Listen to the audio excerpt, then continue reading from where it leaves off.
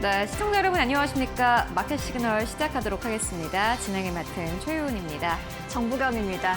트럼프 대통령이 이란과의 휴전이 사실상 끝났다라는 발언을 내놓으면서 미국과 이란의 긴장이 다시 한번 고조됐습니다. 다만 장기전 가능성에는 선을 그었는데요. 오늘 국제유가가 급등했고 다만 AI 반도체 쪽으로는 투심이 살아있었습니다. 뉴욕 증시의 주요 지수들은 혼조세로 마감을 한 하루였습니다. 네, 필라델피아 반도체 지수가 2% 이상 상승했고 그리고 무엇보다 한국물이 코스피 야간 선물이 지금 이 구간에서도 3%대 상승세를 나타내고 있습니다. 시장에 대한 노이즈는 있는 상황이지만 그럼에도 불구하고 우리가 좀 시장을 기대해 볼 수 있지 않을까 하는 생각이 드는데요. 다만 좀 시장 복잡해진 것 같습니다. 어제 우리 시장도 그랬고 어제 애프터마켓에서 SK 하이닉스의 주가는 장중한 때 200만 원대를 하회하기도 했습니다. 이게 상승세가 끝난 것인가라는 우려가 들 만큼 매도세가 아주 강력하게 나오고 있는 그런 상황인데요. 다만 이러한 상황 속에서도 간밤에 살아났던 투심을 다시 한번 따라갈 수 있을지 오늘 함께 기대해 보도록 하겠습니다. 네, 시장에 있었던 다양한 이슈들과 우리에게 보내는 시그널 저희와 함께 만나보시죠. 저와 뉴욕 증시 마감 상황부터 확인해 보도록 하겠습니다. 뉴욕 증시 3대 지수의 마감 상황입니다. 오늘 군사적 긴장이 다시 한번 고조되면서 유가가 급등을 했는데요. 위험 자산을 축소하는 분위기 속에서 다우 지수가 가장 강하게 내렸습니다. 1% 넘게 하락한 다우 지수고요. 다만 AI 반도체 쪽으로는 투심이 살아 있었습니다. 나스닥이 오늘 좀 하락폭을 줄여가다가 강보합권에서 상승 전환하면서 마감했고요. S&P 500은 0.28% 내리면서 뉴욕 증시의 3대 지수는 혼조세로 마감을 했습니다. 트럼프가 이란과의 휴전이 사실상 종료됐다라고 이야기를 하면서 오늘 국제유가가 반응을 했는데요. WTI 다시 한번 급등했습니다. 5% 넘게 올라갔고요. 우리 시간 5시 기준으로 배럴당 74달러에서 거래가 됐습니다. 반도체 쪽으로는 매수세가 들어왔다라고 말씀드렸죠. 오늘 미국채 10년물이 국제유가의 급등으로 인플레이션 우려 속에서 올랐습니다. 장단기물 일제히 올랐는데요. 10년물 같은 경우에 1% 넘게 상승하면서 심리적 저항선인 4.5%를 다시 한번 돌파한 모습 확인해 볼 수 있었습니다. 자, 시장에 어떤 이슈들이 오늘 이렇게 움직이게 만들었을까요? 저와 함께 마켓 무버 이슈로 확인을 해보시죠. 트럼프의 발언이 중동 긴장감을 다시 한번 올리면서 유가와 국채금리도 급등을 했습니다. 어떤 이야기인지 자세하게 확인해 보겠습니다. 오늘 시장을 흔든 핵심 변수가 다시 한번 중동 리스크가 됐습니다. 나토 정상회의에서 트럼프 대통령이 이란과의 휴전이 사실상 종료됐다라는 발언을 한 게 큰 이슈가 됐는데요. 추가 군사행동 가능성까지 시사를 했고 실제로 미군이 이란에 대해서 2차 공습을 개시했습니다. 이란의 원유 수출 거점인 하르그 섬을 장악하고 해상 봉쇄 가능성까지 언급을 했는데요. 시장은 휴전 국면이 끝나고 충돌이 다시 장기화될 수 있다는 점을 우려했습니다. 최근 지정학적 리스크가 상당히 진정이 되는 분위기였는데 오늘은 다시 한번 투심을 흔든 결정적인 계기가 됐습니다. 그래서 국제유가가 크게 반응을 했는데요. 중동발 공급 차질 우려에 WTI와 브렌트유 모두 일제히 급등을 했습니다. 브렌트유는 장중에 80달러 선을 넘어서기도 했습니다. 이렇게 유가가 상승하면서 인플레이션 우려가 커졌고 국채금리 상승했는데요. 앞서 보신 것처럼 미국의 10년물 금리 그리고 2년물, 3년물, 5년물 모두 동반 상승하는 모습이었습니다. 증시에는 부담이 확대되면서 오늘 특히나 다우지수를 중심으로 매도세가 강하게 나왔습니다. 그리고 오늘 공개된 FOMC 의사록도 이 긴축 우려를 뒷받침해주는 이슈가 됐습니다. 연준은 6월 회의에서 기준금리를 동결했는데요. 일부 위원들은 금리 인상을 검토할 근거가 있었다라는 언급이 있었습니다. 연말 금리 경로를 두고도 위원 간의 의견이 엇갈린 것을 알 수 있었는데요. 다만 오늘 시장은 이 의사록 공개 내용 자체보다는 유가 급등 그리고 지정학적 리스크에 더 민감하게 반응을 한 모습이었습니다. 정리를 해본다면 오늘 중동 리스크가 결국 유가와 국채금리를 동시에 끌어올렸고요. 투심을 위축시키는 이야기가 됐습니다. FOMC 의사록은 긴축 우려를 보태는 보조 재료가 됐습니다. 이렇게 오늘 투심이 위축되면서 위험자산 비중을 줄이는 분위기 속에서도 AI와 반도체는 강세를 보였습니다. 나스닥이 오늘 낙폭을 줄이고 결국은 강보합권에서 마감을 할 수 있는 버팀목이 됐는데요. 어떤 내용인지 자세하게 살펴보시죠.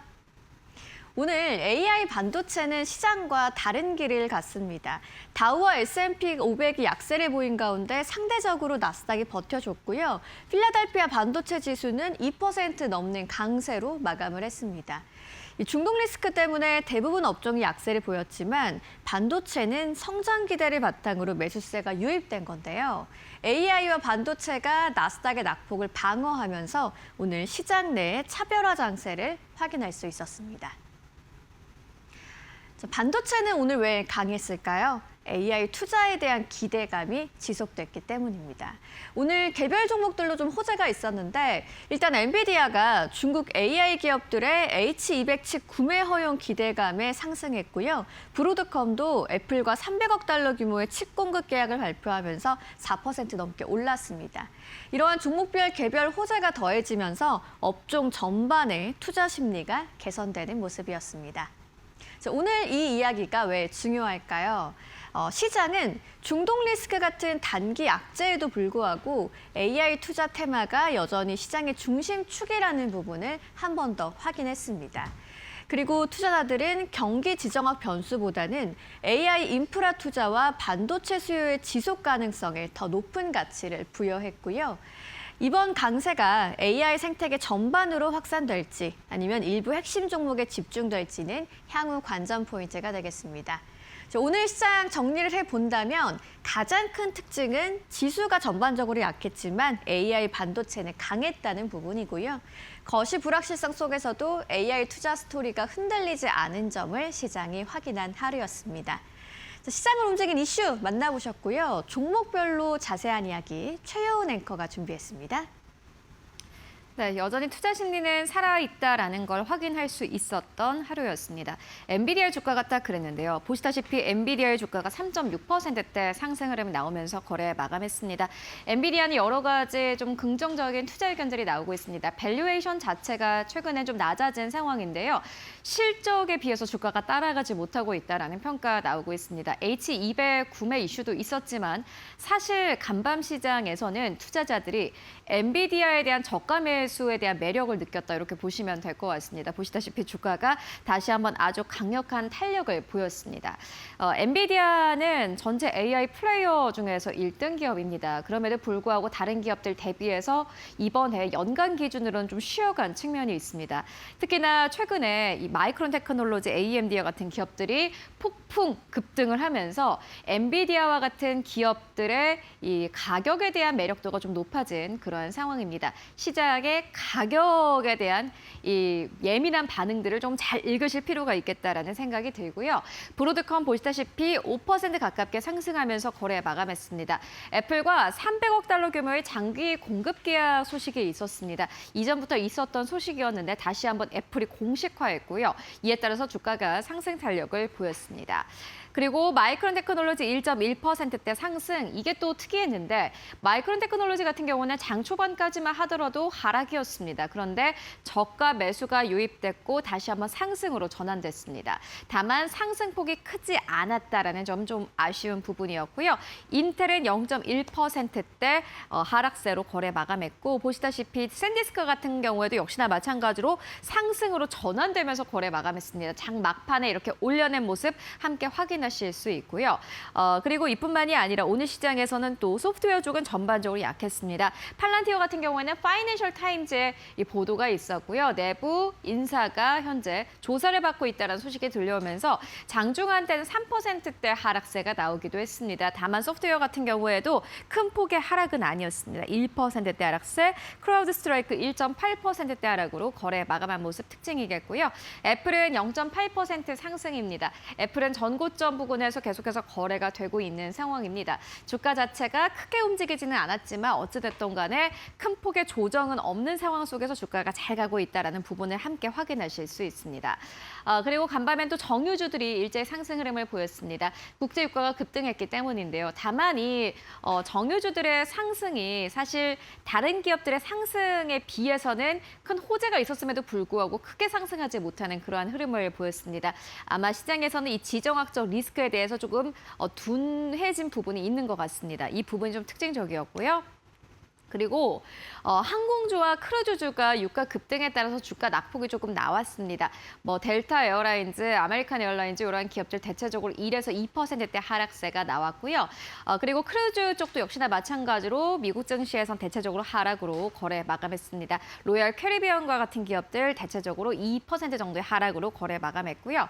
그리고 간밤에는 금융주들도 역시나 마찬가지로 하락으로 거래 마감했습니다. JP모건 2.5%대, 웰스파고 1.8%대, 방어주 쪽이 전반적으로 좀 하락이 좀 큰 폭으로 나오는 모습 특징적입니다. 비자가 1.3%대, 마스터카드 2.2%대, 아메리칸 익스프레스 3.7%대 하락세 나왔고요. 그리고 방산 쪽도 그리고 우주 항공 쪽도 역시나 마찬가지로 하락세를 보였습니다. 지 에어로스페이스 2.9%대 하락세 나왔고 보잉 같은 경우는 2.9%대 하락세, 그리고 스페이스 X가 2거래일 연속 공모가를 하회한 채 거래를 마감을 했습니다. 일단 좀 아쉬운 부분이기도 한데요. 위험 자산 쪽에서도 최근 들어서 다시 한번 AI 쪽으로, 반도체 쪽으로는 투자 심리가 살아있지만은 스페이스X와 같은 기업들, 숫자가 제대로 나오지 않는 기업들 같은 경우에는 다시 한번 하락세가 좀 짙어지고 있다라는 부분이 특징이 될 것 같습니다. 리비안 같은 경우는 전날에 유상증자 소식이 있었습니다. 전기차 기업들은 사실 최근 들어서 실적이 좋지 않습니다. 리비안이 대체적일 것 같은데 리비안 같은 경우는 전날에 유상증자 소식이 있었고 이에 따라서 주가가 10% 가깝게 하락했습니다. 그런데 간밤엔 다시 한번 반등세가 나오는 부분이 또 특징적이었습니다. 그렇다면 간밤 증시에서 어떠한 기업들이 특징적이었을까요? 함께 만나보도록 하겠습니다. 네, 오늘 첫 번째 기업은 브로드컴입니다. 브로드컴이 애플과 300억 달러 규모의 장기 공급 계약을 체결했다라는 소식이 있었습니다. 이에 따라서 주가가 5% 가깝게 상승 흐름을 보였는데요. 시장에서는 이 브로드컴에 대해서 굉장히 긍정적으로 평가를 했습니다.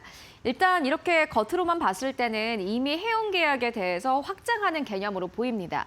다만 이게 파고 들어가다 보면은 결국에는 미국이 마가를 위한 것이다라는 부분을 함께 확인할 수 있었는데요.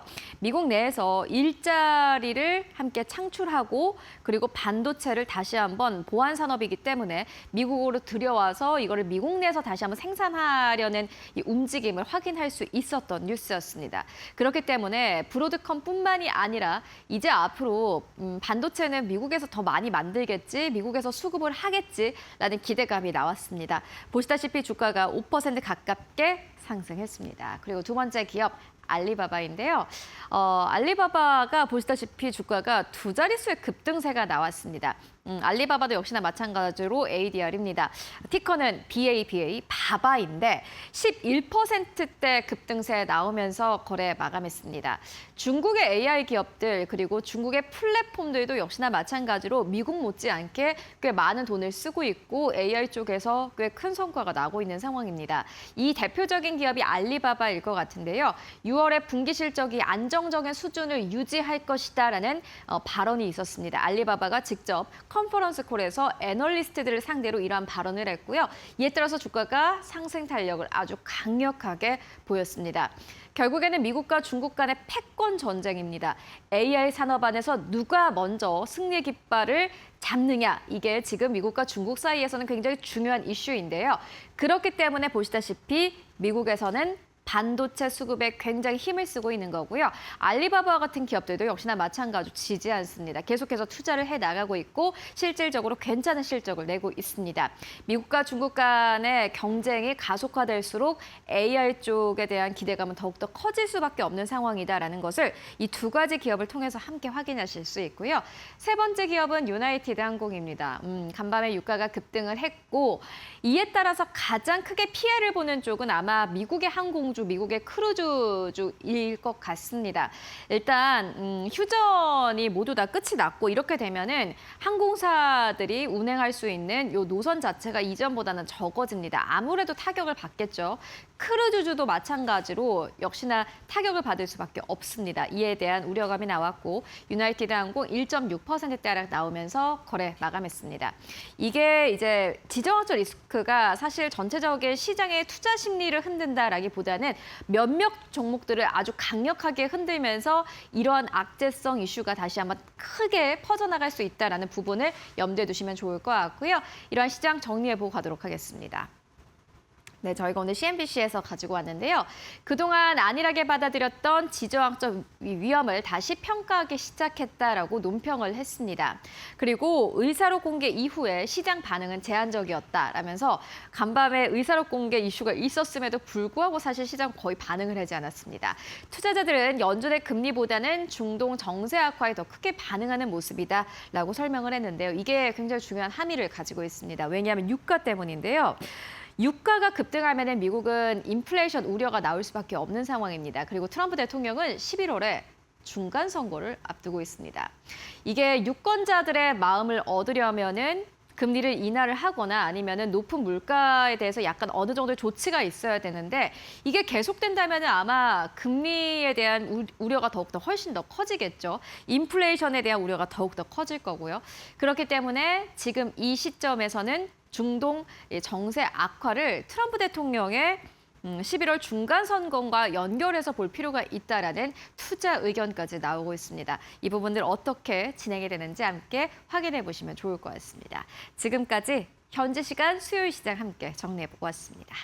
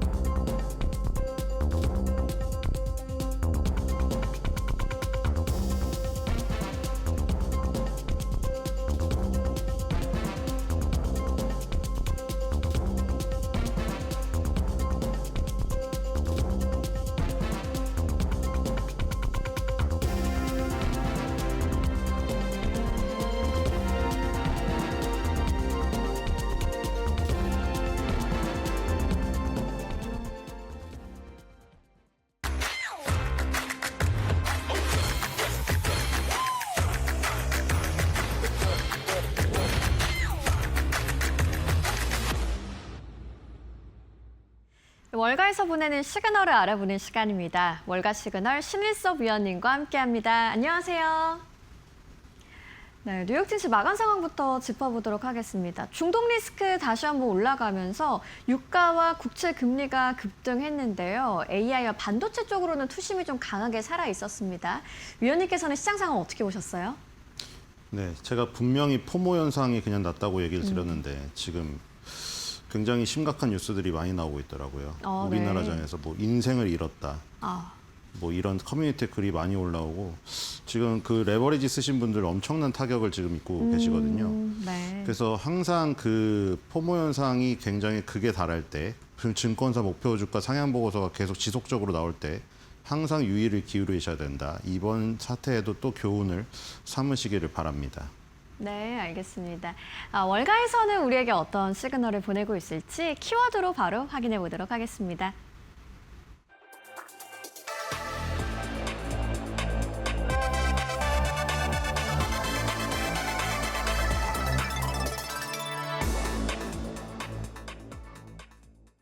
간밤에는 AI 반도체 섹터가 워낙 좋았습니다. 그런데 오늘 월가 시그널의 첫 번째 키워드는 이제 마이크론의 이야기인데요. 6월의 고점 대비해서는 좀 상당히 하락세가 이어졌다라는 이야기입니다. 자, 어떤 내용인지 한번 들어볼까요? 네, 시세가 많이 죽었고 반등 탄력이 굉장히 약화됐죠, 지금.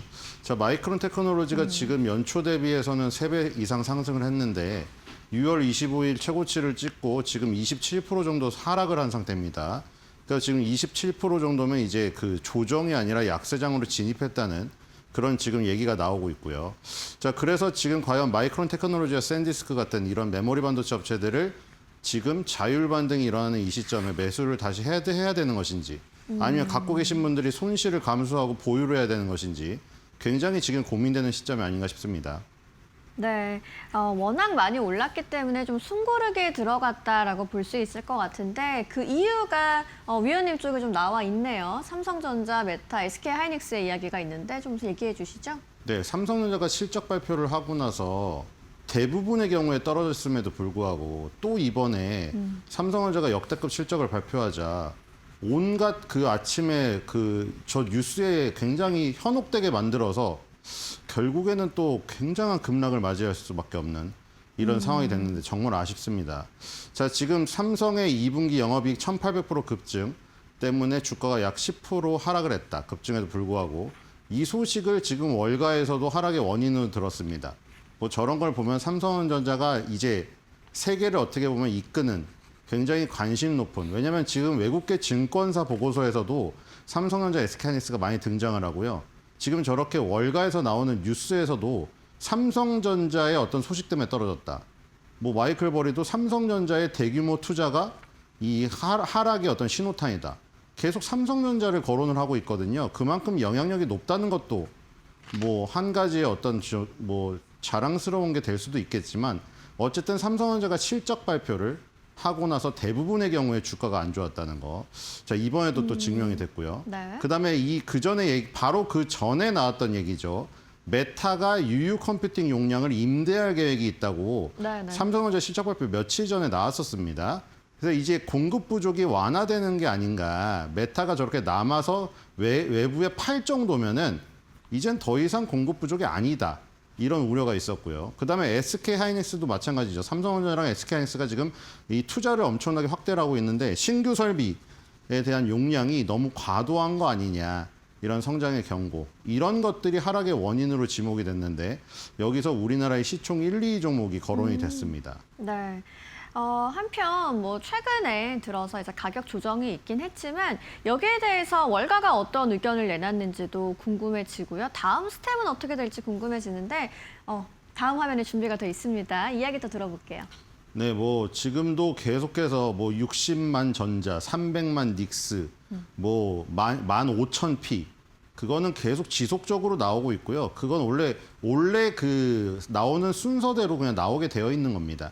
거기서 주가의 변동은 매일, 매분, 매초 일어나는 거죠. 자, 애널리스트의 의견은 현재 PER은 20배다. 그래서 S&P 500 편입기업 평균보다 낮은 수준이기 때문에 지금도 아직 마이크론 테크놀로지에 대한 이 그 주가의 어떤 기대감은 여전하다. 이런 얘기를 했고요. 이번 조정이 사이클의 끝이 아니다. 연장을 위한 건강한 재조정일 가능성에 대한 얘기를 했습니다. 자, 그래서 과거 사례를 들었죠. 2022년도 가을 이후에 지금 계속해서 중간에 조정이 있었으나 결국에는 그건 신고가 돌파를 위한 재조정이었기 때문에 이번에도 사이클 연장을 위한 중간 단계일 것이다 라고 주장을 했습니다. 네, 그래서 이제 마이크론의 주식이 뭐 단기적으로는 차익 실현도 있을 수 있고 변동성이 이어질 수 있지만 AI 메모리 수요가 견조하기 때문에 앞으로도 좀 꾸준히 잘 갈 것 같다라는 게 이제 월가의 의견이었습니다. 그리고 간밤에 이제 AI 반도체 쪽이 워낙 좋았습니다. 마이크론도 상승 전환을 하면서 마감을 했는데 최근의 주가 흐름은 어땠는지 또 차트를 통해서 볼까요? 네, 뭐 최근의 주가 흐름은 일주일 거래일 동안 계속 하락을 했죠. 자, 지금 한 며칠 정도죠. 거래일이 일주일 거래일에 넘었죠. 일주일이 5거래일이니까 거의 2주일 연속 하락을 했습니다. 1,200달러 넘던 주가가 1,000달러가 지금 깨졌고요. 어제의 반등도 결국에 이틀 전에 갭을 메꾸지 못하는 반등이었습니다. 그렇기 때문에 아직도 하락의 압박은 여전하고요. 1,000달러라는 마디 지수대를 돌파를 못했기 때문에 지금 하락의 압박이 더 심한 상태입니다.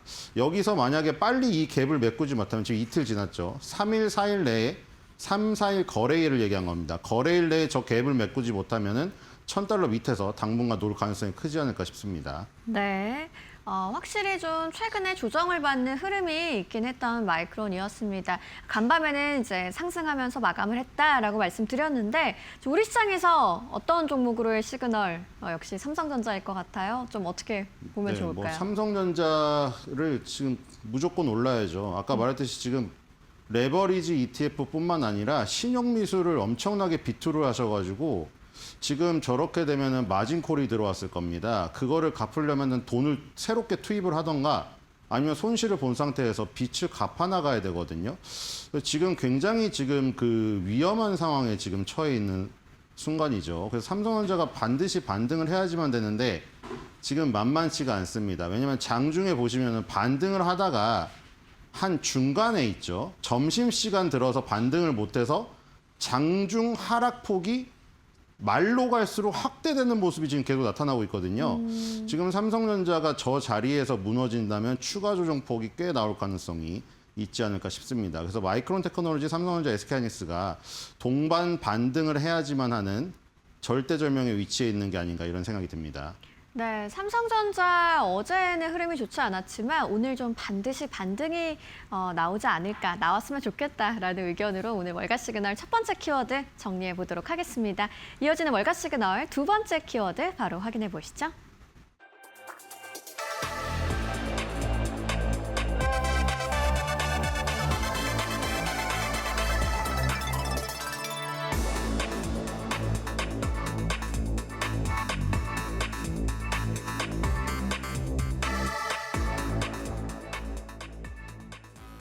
오늘 월가 시그널 두 번째 키워드 샌디스크인데요. 마찬가지로 간밤의 흐름이 나빴다는 건 아닙니다. 간밤에 6%대 상승을 하면서 마감한 샌디스크인데 최근에는 이 섹터 자체에 좀 우려가 있어서 움직임이 좋지 않았다라는 이야기고요. 펀더멘털이 나빠진 건 아니다라는 내용이네요. 좀 자세하게 소개 좀 해주시죠.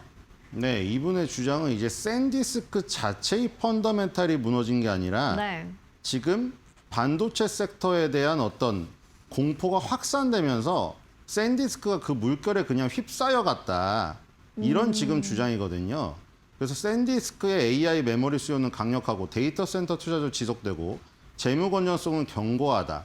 그래서 지금 약간 이런 분위기 속에 하락한 것은 샌디스크의 경쟁력이 다시 포커스를 받으면 올라갈 것이다라는 의견입니다. 네. 아까 말했듯이 한국발 뉴스를 또 짚었는데 자, 삼성전자 실적 발표하고 아까 이 수치를 얘기를 안 드렸는데 10번 중에 8번이 하락을 했습니다. 실적 발표 날. 그러니까 실적 발표가 아무리 슈퍼 어닝 서프라이즈가 나와도 대부분 삼성전자의 실적 발표 날은 이 세론이 발생이 됐다는 거예요. 그런 과거의 이력을 무시할 수 없었죠. 자, 삼성전자 주식이 급락을 했고 그것 때문에 결국 이 분위기가 샌디스크까지 하락을 시켰다는 거죠. 영업이익 말도 안 되게 급증을 했죠. 그리고 사우디 아람코 이후에 엔비디아도 달성하지 못한 분기 영업이익을 달성했습니다. 자, 그럼에도 불구하고 그게 오히려 야, 저렇게 말도 안 되는 실적을 발표한 게 피크가 아니냐 하는 피크 아웃론이 지금 나오면서 결국에 전체적으로 메모리 반도체 업체에 안 좋은 영향을 미쳤습니다. 네, 결국 이제 삼성전자 실적 발표 이후에 전반적으로 좀 흐름이 좋지 않았던 모습 아마 기억을 하실 건데요. 샌디스크의 펀더멘털 자체에는 문제가 없다라는 내용이 오늘 월가 시그널의 두 번째 키워드로 이야기가 되고 있습니다. 다음 화면을 통해서 조금 더 자세하게 이야기 나눠보죠. 앞서 살펴본 내용이랑 비슷한 이야기네요. 네, 아까랑 똑같은 지금 배경의 내용이고요. 단기 모멘텀 트레이더. 그러니까 말을 멋있게 했지만 단타 투자자분들을 얘기하시는 거죠. 단타 투자자분들이 지금 올해 가장 뜨거운 섹터에서 공격적으로 회수를 해서 아주 수직적 조정이 나왔으나 그 단타 투자자들은 굉장히 이런 이슈에 민감하기 때문에 장기적인 모멘텀이 살아있어서 수급은 결국 다시 들어온다. 이런 지금 사실 의견이에요. 결국에 지금 메모리 반도체 업체가 지금 일본도 시가총액 1위가 키오시아 홀딩스잖아요. 지금 전반적으로 조정이 급격하게 나왔거든요. 단기적으로. 그게 이제 뭐 다들 지금 공통적으로 들고 있는 게 삼성전자 실적 발표가 피크 아웃이었다. 네. 이 얘기를 들고 있는데 그래서 마이크론 테크놀로지, 웨스턴 디지털, 샌디스크, 시게이트 테크놀로지 이런 메모리 반도체의 주역들이 다 같이 지금 어떤 그 물결에 이렇게 휩싸여가는 모습. 근데 이 주장은 그거죠. 이렇게 단기적으로 파도에 휩쓸려 가지만 어쨌든 간에 방향성을 찾을 것이다. 이런 얘기를 하고 있습니다. 네, 우리는 저 결론 부분에 좀 집중을 해보면 좋을 것 같습니다. 메모리 업종 전반에 공포감이 있긴 하지만 AI 메모리 슈퍼사이클은 여전히 견고하다라는 이야기고요. 최근에 좀 흐름이 좋지 않았다고 하셨는데 주가 흐름이 어땠을까요? 차트를 통해서 볼까요? 네, 이것도 비슷합니다. 한 일주일 거래, 2주일 거래일이죠. 한 10일 동안 계속 하락을 했습니다. 네. 이것도 마찬가지로 어제 또 갭을 메우지 못했습니다. 지금 이 하락 갭을 결국 완전히 메꾸지 못하면은 하락의 압력을 받을 수밖에 없죠. 그래서 일단은 지금 아까 전에 그 마이크론 테크놀로지 마이너스 27%로 약세장 진입했다는 그 첫 번째 소식이 있었잖아요. 왜 그 얘기가 나왔냐면은 지금 중간중간의 조정은 밑에 저점을 훼손하지 않은 조정이었거든요. 샌디스크도 보시면은 중간의 조정이 그 전에 저점을 훼손하지 않았잖아요. 근데 지금 이번에 하락은 밑에 저점이 훼손됐어요. 폭이 다른 거죠, 지금. 폭이 다르기 때문에 이게 뭐 약세장의 신호탄일 수도 있다. 뭐 이런 얘기를 하는 겁니다. 지금 보시면 이게 지금 추세선을 그어도 무너져 있는 상태거든요. 그렇기 때문에 이게 하락의 폭이라던가 각도 자체가 그동안의 중간 조정과는 지금 다른 의미로 나타나기 때문에 주목을 하고 있는 거죠. 샌디스크의 최근 주가 하락에 좀 주목하는 이유가 어디에 있었는지를 한번 짚어주셨습니다. 우리 시장에서는 어떤 종목의 시그널을 한번 살펴보면 좋을까요? 네, 뭐 지금 최근에 삼성생명, SK 스퀘어, SK 이런 지분 가진 회사들이 결국에 삼성전자, SK하이닉스가 하락을 하니까 그냥 다 같이 하락을 하잖아요. 뭐 이제 SK 스퀘어도 SK 하이닉스가 올라가면 당연히 올라가겠죠. 근데 지금 결국에는 지분 가진 회사들이 오른 이유가 시가총액 1, 2가 오른 거기 때문에 결국 저기랑 연관된 거예요. 그래서 SK 스퀘어를 얘기를 했지만 삼성전자, SK 하이닉스에 대한 얘기예요, 결국에는. 네. 이게 지금 전반적으로 그런 얘기도 이미 드렸어요. 삼성전자, SK 하이닉스가 박살나기를 원하시는 다른 업종 투자자분들이 계신데 그건 오산이다. 삼성전자, SK 하이닉스가 무너지면은 다른 거는 더 심하게 무너진다고 했는데 지금 코스닥 800이 깨지기 직전입니다. 그러니까 지금 삼성전자, SK하이닉스가 무너지길 바라시면 안 돼요. 다른 섹터 투자자분들도. 그럼요. 굉장히 위험한 상황입니다, 지금. 네. 그렇기 때문에 삼성전자, SK하이닉스가 반드시 반등을 해야 되는데 반등의 폭이 굉장히 중요한 상태입니다. 지금 삼성전자 같은 경우에는 60일선이 무너진 상태거든요. 이걸 빨리 회복을 못하면 이제 60일선이 저항이 될 가능성이 있습니다. 네. 여기서 뭐 60만 전자, 70만 전자 보고서가 나와도 괴리감에 굉장히 시달릴 수밖에 없지 않을까. 어쨌든 SK 스퀘어도 마찬가지입니다. 결국에 이제 SK 하이닉스가 제대로 된 반등을 해야지만 지금 SK 스퀘어의 반등이 제대로 나오지 않을까 이런 생각이 듭니다. 네, 오늘 시그널 종목으로 SK 스퀘어를 얘기하면서 SK 하이닉스와 삼성전자 이야기까지 당연히 빼놓을 수가 없었습니다. 오늘은 좀 그래도 훈풍이 불어오지 않을까 기대가 되고 좀 반드시 반등이 있어야 된다라고도 말씀을 하셨는데 그럼 이 주가 조정이 좀 끝날 것 같다라고 좀 보시는 의견인가요? 아니요, 저는 기간 조정도 더 있어야 된다고 생각합니다. 지금 가격 조정에 대한 얘기 계속 했는데 네. 가격 조정이 일시적으로 급격하게 나왔잖아요. 하지만 반등의 세기가 중요한데 반등의 세기가 강하지 않았어요. 그렇기 때문에 추가 가격 조정과 기간 조정까지 마무리가 돼야 진정한 저점이 나올 수 있다. 이번 기회에 이 B2도 굉장히 많이 청산이 돼야지 새로운 어떤 수급이 들어오면서 오를 수가 있거든요. 아직 그런 작업은 완벽히 마무리가 되지 않은 것 같습니다. 알겠습니다. 기간 조정이라는 부분까지 조금 필요한 부분이 있다라는 이야기를 해주셨습니다. 자, 오늘 월가 시그널도 신일섭 위원님과 함께 이야기 나눠봤습니다. 좋은 말씀 고맙습니다.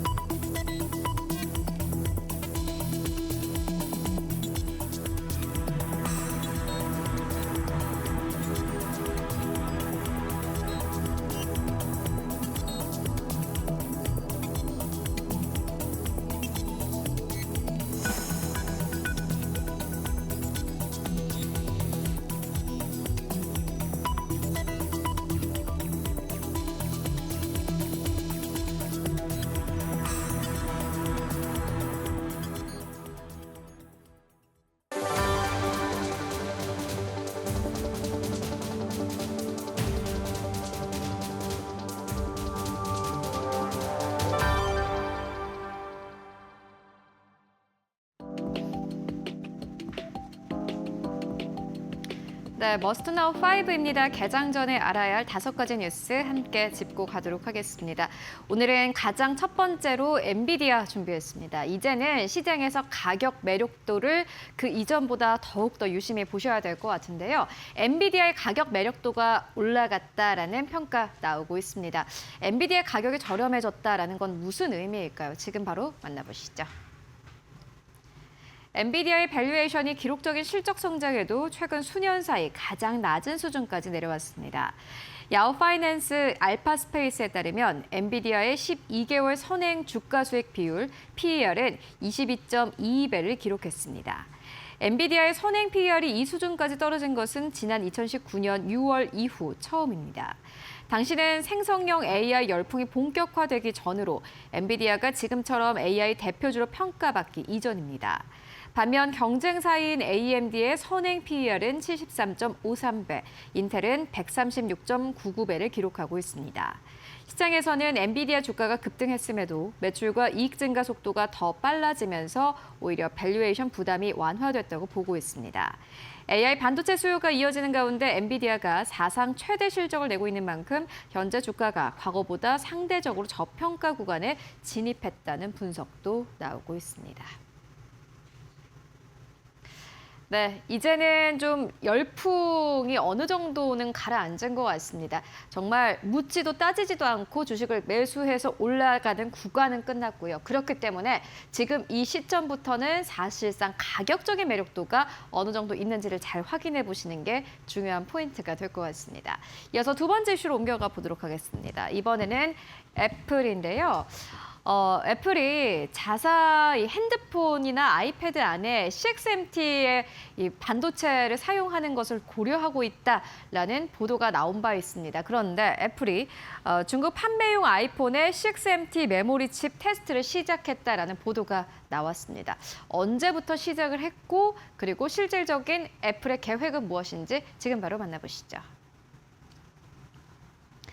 애플이 중국 판매용 아이폰의 중국 메모리 업체 창신 메모리 테크놀로지 CXMT의 메모리 칩 탑재를 시험하고 있다고 파이낸셜 타임스가 보도했습니다. 보도에 따르면 애플은 중국산 메모리 반도체 구매를 위해 미국 상무부와 접촉하고 있으며 트럼프 행정부와 미 의회 내 우호 세력을 상대로도 관련 로비를 벌이고 있습니다. 애플이 CXMT의 제품을 검토하는 배경에는 전 세계적인 메모리 반도체 수급난과 가격 급등이 있습니다. 앞서 애플은 메모리 공급난을 이유로 맥북과 아이패드 가격을 인상한 바 있습니다. 다만 업계에서는 애플의 움직임이 실제 공급망 다변화뿐 아니라 가격 협상 전략으로 보는 시각도 있습니다. 애플이 과거에도 공급 업체 간 경쟁을 유도해 납품 단가를 낮춰온 만큼 CXMT 텍스트 역시 기존 메모리 공급 업체들의 가격 인하 압박을 주기 위한 카드일 수 있다는 분석도 나오고 있습니다. 네, 실질적으로 애플의 가격 압박 전략이 될지 아니면 실질적인 중국 내에서의 메모리 활용이 될지 여러분들 함께 확인해 보시는 게 중요해 보이고요. 이어서 세 번째 뉴스로 옮겨가 보도록 하겠습니다. 이번에도 애플입니다. 애플이 브로드컴과 한화로 계산했을 때 45조 원 규모의 계약을 체결했다라는 소식이 있었습니다. 애플이 공식적으로 발표를 했고요. 미국산 칩 150억 개를 생산할 예정이라고 하는데요. 장기 플랜이 될 것 같습니다. 자세하게 만나보시죠. 애플이 브로드컴과 300억 달러, 우리 돈 약 45조 원 규모의 장기 반도체 계약을 체결했습니다. 애플은 이번 계약을 통해 150억 개 이상의 미국산 칩을 생산하고 미국 내 실리콘 공급망을 확대하겠다고 밝혔습니다. 이번 계약은 애플이 지난해 출범시킨 미국 제조 프로그램 AMP 협약 가운데 최대 규모입니다. 브로드컴은 이에 맞춰 15억 달러를 투자해 콜로라도주 포트콜린스 제조시설을 확장할 계획입니다. 해당 시설에서는 애플 제품에 들어가는 무선통신 관련 부품이 생산됩니다. 애플은 지난 2023년부터 브로드컴과 무선통신 칩을 공동 개발해왔으며 이번 계약으로 협력 기간을 2031년까지 연장했습니다. 팀 쿡 애플 최고 경영자는 미국 내 공급 업체 투자를 확대하게 돼 자랑스럽다며 이번 프로젝트를 지원한 트럼프 대통령과 행정부에 감사한다고 밝혔습니다. 이번 발표는 미국 제조업 부활과 반도체 산업 재건을 강조하는 트럼프 행정부의 정책 기조와도 맞물립니다. 네, 이에 따라서 브로드컴과 애플의 양사의 주가가 상승하면서 거래 마감했습니다. 실질적으로 이 두 회사의 협력 확대가 어떻게 미국 경제에 영향을 미치게 될지 함께 확인해 보시는 게 중요해 보입니다. 이어서 네 번째 뉴스로 옮겨가 보도록 하겠습니다. 더 인포메이션지의 단독 보도였는데요. 중국이 알리바바 등의 엔비디아의 H200 칩의 수입을 허용할 전망이다라는 보도가 나왔습니다. 미국과 중국 간의 만남 이후에 사실은 예견되었던 그러한 팩트이기도 한데요. 어떻게 중국에서는 이러한 결정을 내리게 됐는지 지금 바로 만나보시죠. 중국 정부가 알리바바와 바이트댄스, 딥시크 등 주요 인공지능 기업에 엔비디아 H200 칩 구매를 허용할 가능성이 있는 것으로 전해졌습니다. 디 인포메이션은 중국 당국이 최근 이들 기업에 H200 구매 승인 가능성을 통보했다고 복수 소식통을 인용해 보도했습니다. 이는 트럼프 대통령이 지난해 12월 시진핑 중국 국가주석에게 H200 칩 수출 허용 방침을 전달한 지 약 7개월 만입니다.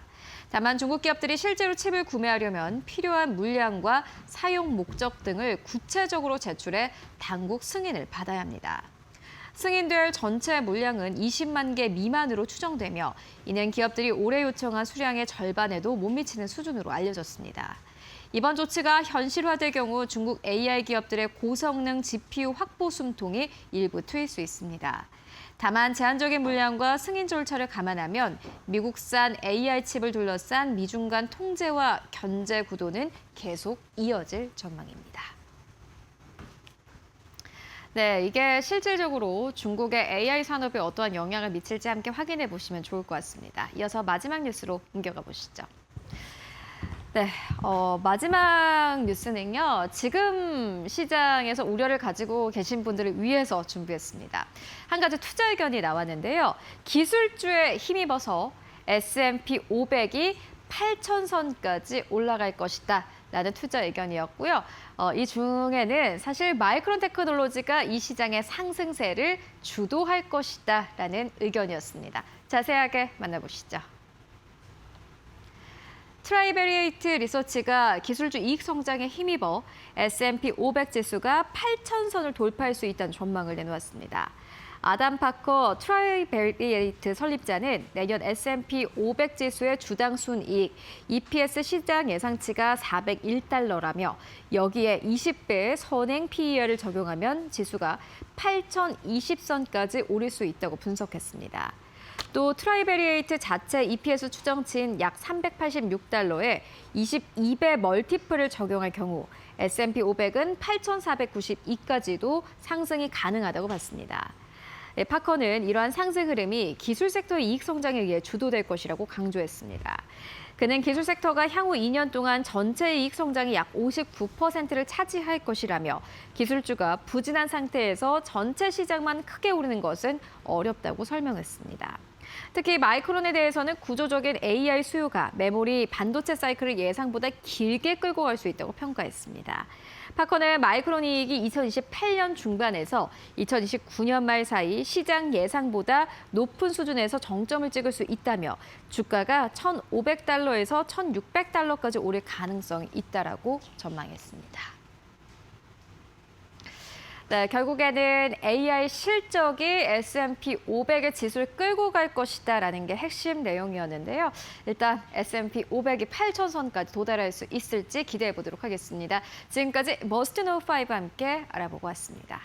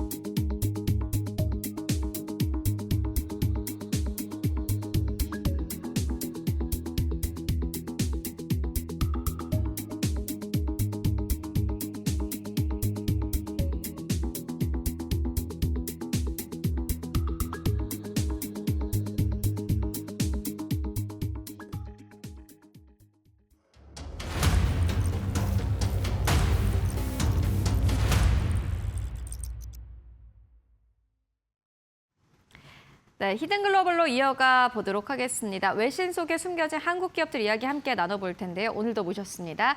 타키온의 조우진 대표와 함께 해보도록 하겠습니다. 대표님 안녕하십니까? 예, 안녕하세요. 네, 대표님 오늘 첫 번째 기사는 어디서 가지고 오셨습니까? 예, SK하이닉스 ADR이 초미의 관심사 아닙니까? 초미의 관심사답게 월스트리트저널이 연이어서 이제 SK하이닉스 ADR 상장 관련된 뉴스를 갖다가 내고 있는데 오늘은 이제 아주 우리 입장에서 좀 상당히 기쁜 그 문장으로 시작되는 이제 기사를 내보냈습니다. 그 첫 번째 문장이 무엇이냐면 SK하이닉스 ADR 열풍이 미국 시장에도 이제 불어닥치고 있다. 이런 문장을 시작하고 있는데 자세한 걸 보면은 결국 이제 월스트리트저널은 월스트리트 입장에서 미국 투자가들 입장에서 ADR이 어떤 영향을 끼치는지를 일단 분석했습니다. 한번 자세히 들여다보도록 하겠습니다.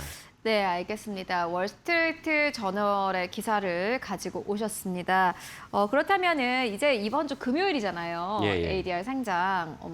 월스트리트 저널에서는 어떤 내용이 담겼나요? 예, 월스트리트저널은 제가 아까 말씀드린 대로 우리는 이제 자본시장과 SK하이닉스의 주주들 입장에서는 또 한 번의 이제 그 미국 시장에서 수급을 갖다가 이제 변동시킬 수 있기 때문에, 그러니까 미국에서 SK하이닉스 주식을 갖다가 원하는 수요가 많아지면 당연히 이제 주가가 올라가지 않습니까? 그런 맥락에서만 계속 말씀을 드렸고, 그러다 보니까 또한 마이크론과의 그 PER 차이, PER에서 마이크론이 보통 10배를 받는데 SK하이닉스는 7배 미만으로 이제 저평가되고 있는 이런 서러움을 해소할 수 있는 근간이 된다. 그러면 이제 SK하이닉스 주가가 이제 40% 올라갈 수 있는 근간이 마련되죠. 이런 맥락에서만 주로 말씀을 드렸는데 월스트리트저널은 그것이 아니고, 왜냐면 자국의 어떤 투자가들, 자국의 독자들 입장에서는 그거는 큰 관심이 있는 건 아니고, 자국의 독자가들 입장에서는 이제 진짜 지난 1년 동안 SK하이닉스랑 삼성전자가 AI 혁명을 말미암아서 주가가 엄청나게 올랐다.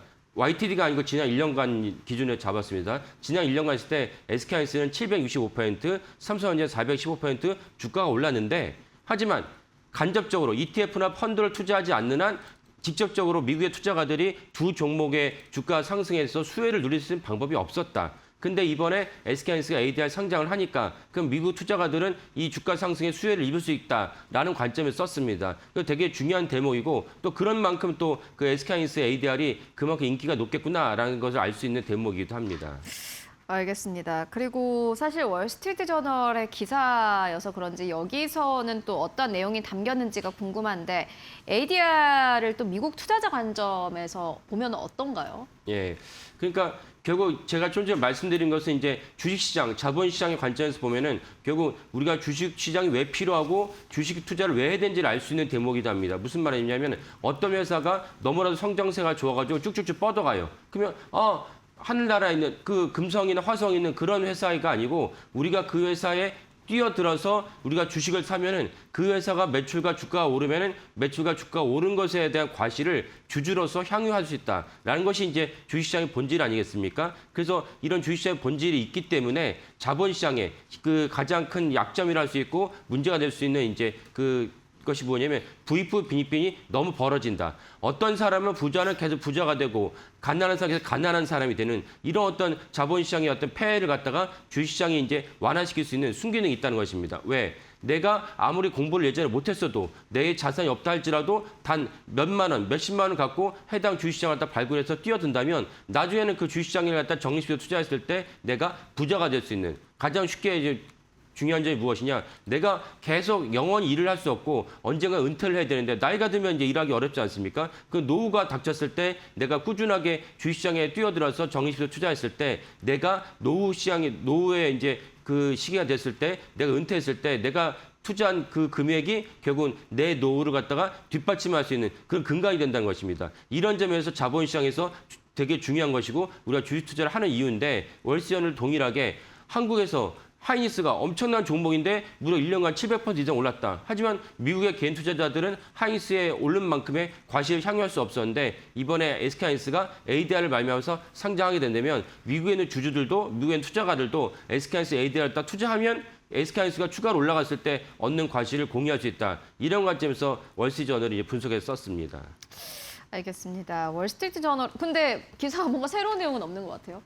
아니, 제가 좀 전에 말씀드린 대로 우리는 우리 관점에서만 ADR을 다뤘는데 미국 관점에서 ADR이 왜 중요한지 썼기 때문에, 그러면 이 관점을 또 미국의 그 유력한 메이저 언론사인 월스트리트저널이 썼기 때문에, 그렇다면 미국엔 많은 기관들과 투자가들 보고 그리고 월스트리트저널의 기사를 발매하면서 미국 ADR에 대한 순기능, 미국 ADR에 대한 인기가 높아지면 10일 날 이제 우리 시간으로 이제 우리는 이제 장 마감 이후에 이제 미국에서 이제 장이 시작할 때 ADR이 상장하는데 그때 이제 ADR의 주가가 올라가면은 당연히 우리 서울시장에 있는 SK하이닉스의 보통주도 같이 올라갈 수밖에 없는 그런 구조이기 때문에 배경적으로는 스트레이트는 아니지만 배경적으로는 되게 중요한 것을 잘 풀었었다라고 볼 수가 있겠습니다. 월스트리트 저널이 보도를 해서 이제 미국에서도 많은 분들이 관심을 가질 거다 이렇게 말씀해 주셨는데 보니까는 SK 하이닉스 ADR을 기초 자산으로 하는 ETF도 출시가 된다고요. 예, 거기에 더불어서 어떤 얘기도 하냐면 인기가 높다 보니까 프로쉐어즈라는 이제 기관이 SK하이닉스 ADR을 기초 자산하는 2배 ETF를 출시한다는 것입니다. 그러니까 저도 그걸 보면서 이 정도로 사실은 SK하이닉스에 대한 인기가 높구나. 2배 ETF라는 것을 출시한다고 해서 무엇입니까? 출시를 하기만 하면 다 성공하는 것이 아니고 출시하기 위해서 여러 가지 이제 행정적이고 이제 인력을 투자해야 되는데 그 정도 프로쉐어즈가 여기에 이 2배 ETF를 출시한다고 했던 한 점 무엇이냐? 그만큼 SK하이닉스의 인기가 높고 SK하이닉스의 ADR이 성공리에 이제 상장을 하면서 흥행가도를 달릴 것이다 라는 것을 알 수 있는 방증입니다. 그러면 2배 ETF를 출시하니까 그러면 거기에 대해서 자금이 몰리고 그에 따라서 연달아서 이제 ADR 자체도 올라가고 ADR이 올라가면은 아까 말씀드리지만 서울에 있는 SK하이닉스 보통주도 같이 올라갈 수 있는 선순환이 마련된다. 그렇게 선순환을 갖다가 전망을 하기 때문에 이런 어떤 2배 ETF도 출시한다라고 보시면 될 것 같습니다. 이게 좀 어려운 것 같습니다. 사실 이제 SK 하이닉스 ADR 주식 예탁 증서가 이제 상장하기 전이니까 추정이 워낙 많이 나옵니다. 이게 미국이랑 한국에 있는 주식의 평가가 괴리율이 있을 거다. 미국 증시가 조금 더 밸류가 조금 더 인정이 될 거다. 그리고 한국 증시는 사실 2배 레버리지 ETF 때문에 변동성이 크기 때문에 삼성전자라든지 SK 하이닉스가 제 주가를 찾아가지 못할 가능성이 크다라는 이야기도 나오고 있고요. 또 반대로는 조준 대표님께서 이야기해 주셨습니다마는 TSMC가 있었다. 그러한 과거의 사례를 봤을 때 결국에는 SK 하이닉스가 ADR의 주가를 함께 따라갈 수밖에 없는 게 지금 주식시장의 현실이다. 이렇게 또 말씀을 해주셨습니다. ADR 상장 전이니 사실 누가 알겠습니까? 요거는 상장 후에도 주가 흐름이 어떨지 그리고 상장 초반에 요 변동성이 어떨지를 잘 확인을 해보시면 좋을 것 같습니다. 뭐 교환 이슈도 있고 다만 또 SK 하이닉스 같은 경우는 실적은 워낙 또 의심할 여지가 없기 때문에 이에 대한 기대감도 있을 테고요. 이 뉴스는 저희가 금요일 상장 후에 계속해서 따라가 보도록 하겠습니다. 금요일 뉴욕 증시 잠을 못 자겠어요. 금밤에는 그죠? 근데 뭐 저희는 어차피 그 다음에 어떻게 할 수가 없으니까 푹 주무시고 그 뉴욕 증시에 보시면 대한 안 되죠. 그래도 보셔야죠. 그리고 이제 그 어떻게 상장에 대한 주가 추이를 갖다 보신 다음에 월요일 날 그걸 관련해서 다시 한번 말씀드리도록 하겠습니다. 알겠습니다. 조호준 대표님이 또 워낙 오랫동안 SK 하이닉스에 대해서 이야기도 해주시고 가지고 오셨기 때문에 또 이번에 ADR 상장 후에 또 반응을 또 잘 해석을 해주실 거라 믿습니다. 그러면 두 번째 이슈로 옮겨가 보도록 하겠습니다. 두 번째 이슈는 어디서 가져오셨습니까? 그 대만의 디지타임스가 있는데 디지타임스가 이제 그 메모리 판가에 대해서 중요한 어떤 현황을 갖다 기사를 만들었습니다. 그 요즘 계속 이제 삼성전자나 SK하이닉스 주가가 흔들거는 이유 중에 하나가 AI가 피크 아니냐, AI 혁명 이제는 정점을 찍고 내려온다. 그래서 이제 주가를 흔들리는 이제 근거를 삼기도 하는데 이게 맞는지를 갖다 알 수 있는 중요한 어떤 근간이라 할 수 있겠습니다. 그래서 메모리 시장 판가가 지금 어떻게 진행 중인지 살펴보도록 하겠습니다. 알겠습니다. 디지타임스의 보도를 가지고 오셨습니다. 요게 이제 기업용 SSD 부족으로 DDR4의 가격이 급등하고 있다라는 뉴스였는데요. 이 뉴스에는 어떤 내용이 담겼습니까? 예, 그 DDR4는 지금 우리가 시장에서 주력으로 제품을 삼고 있는 그 기조에 비해서는 구형 제품입니다. 그 주력으로 삼고 있는 제품은 DDR5거든요. 그 DDR5라는 걸 주력으로 삼고 있는데 DDR4라는 거는 구형 제품이라고 보시면 됩니다. 근데 구형 제품에도 불구하고 여전히 메모리에 대한 그 DDR4에 대한 그 시장가가 올라가고 있다는 것입니다. 올라가고 있어서 이거에 대한 그 초과 수요가 무려 2년간 지속될 것이라고 디지타임스가 보도를 했습니다. 그렇다면 구형 제품조차도 이렇게 이제 시장에서 그 초과 수요가 유지되고 있다면 신형 제품은 말할 것도 없고 이 DDR5 역시 사실은 이제 AI 혁명의 근간이라 할 수는 없는 거고 그 변두리에 있는 제품이라고 볼 수 있습니다. DDR5가. 그렇다면 이런 제품도 사실은 초과 수요가 유지되고 있다면 여전히 AI 혁명은 진행되고 있고 다른 제품들, 그 본질적인 제품들의 시장 가격도 올라가고 있다고 전망할 수 맞겠다라고 볼 수가 있겠습니다. 네, 알겠습니다. 이게 결국에는 이제 판가에 대한 좀 전반적인 내용인 것 같은데요. 그럼 바로 첫 번째 키워드부터 열어보도록 하겠습니다. DDR4도 오른다라는 키워드입니다. 이게 무슨 의미인가요? 예. 일단은 기본적으로 DDR4가 오른 이유는 가장 기본적인 이유는 메모리 메이저 3사인 SK하이닉스, 삼성전자, 마이크론 등이 모두 DDR4의 생산을 줄이고 원래 예정돼 있던 고객 말고 계약돼 있던 고객 말고는 사실은 다 계약을 갖다가 다 하지 않고 신규 제품을 출시를 하지 않고 있습니다. 그러다 보니까 DDR4에 대한 생산을 줄이다 보니까 DDR4의 수요는 여전한데 생산을 줄이다 보니까 DDR4의 가격이 올라간 것은 분명합니다. 이 때문에 그럼 DDR4를 갖다 생산하는 다른 어떤 그 메이저가 아닌 마이너 이제 그 메모리 기업이 수혜를 받고 있는데 그 마이너 기업이 어디 있냐면 대부분 다 대만 기업입니다. 이 대만 기업들이 DDR4의 가격이 올라가면서 엄청난 수혜를 잇고 있다는 것입니다. 수혜를 잇고 있어서 DDR4가 실질적으로 이제 초과 수요가 아까 말씀드린 대로 2년간 정도 지속할 것을 전망하고 있습니다. 그렇다면 이제 변두리에 있는 제품까지 이렇게 초과 수요가 계속 발생하고 있고 그 때문에 판가가 올라가고 있으니까 여전히 AI 혁명을 말미암은 반도체 메모리 품귀 현상, 메모리의 어떤 판가 상승도 기대할 수 있다라고 볼 수가 있겠습니다. 네, 알겠습니다. DDR4의 초과 수요를 짚고 왔고요. 그렇다면 다음 키워드 함께 만나보도록 하겠습니다. 다음 키워드는 낸드 플래시도 오른다입니다. 역시나 마찬가지인 것 같아요. 뭐 다 오르는 것 같아요. 예. 그 낸드 플래시니까 DDR4라는 건 DDR4, DDR5라는 건 D램인 거고요. D램에 상층되는 또 다른 이제 중요한 그 메모리 그 상품인 낸드 플래시 아니겠습니까? 낸드 플래시 역시 가격이 계속 올라가고 있다는 것입니다. 그래서 디지타임스 보도를 보면은 SLC 낸드와 그다음 MLC 낸드 역시 반년 만에 26년 초에 처음에 20년 1월에 접어들 때보다 6개월 정도 지나지 않습니까? 6개월 만에 가까이 가격이 2배 정도 이상 폭등했다는 것입니다. 그러면 2배 이상 폭등했으니까 그에 따라서 매출과 영업이익이 올라갈 수밖에 없고 그래서 마이크론부터 시작했던 영업이익의 놀라운 이제 실적이 이번 주에 있었던 삼성전자 실적도 그대로 영향을 끼쳤다. 제가 몇 번 말씀드리고 이미 다 아시겠지만 삼성전자가 만약에 인센티브 충당금이 없었다면 110조에 상응하는 엄청난 이제 반도체 분야에서 영업이익을 기록했습니다. 이거는 정말 전무후무한데 이것에도 불구하고 주가가 떨어진 것은 기업의 본질과 무관하고 수급에 대한 요인이다. 수급에 따른 요인은 결국 일시적이지 사실은 결국 회복되기 마련입니다. 이렇게 보시면 될 것 같습니다. 그래서 SLC 낸드나 MLC 낸드 모두 역시 이제 가격이 올라가고 있으며 심지어 원래 SLC 낸드가 MLC 낸드보다 더 고성능의 제품이고 고성능의 제품이다 보니까 가격이 더 비싼데 그런데 MLC, 그러니까 상대적으로 SLC보다는 기술적 난이도가 떨어진 제품의 가격이 더 많이 올라가고 있다는 것입니다. 이 점도 되게 특이한 현상이라 할 수 있는데 그만큼 AI 때문에 일으킨 반도체 품귀 현상이 저 주변으로까지 엄청나게 영향을 끼치고 있다라고 보시면 될 것 같습니다. 그러면은 결국에는 이제 이게 다 오르는 추세인 거잖아요. 그러면은 요 실적이라든지 이런 것들에 대해서 의심할 여지가 없다 이렇게 보면 될까요? 예, 그렇죠. 의심할 여지가 없는데 왜 떨어졌냐?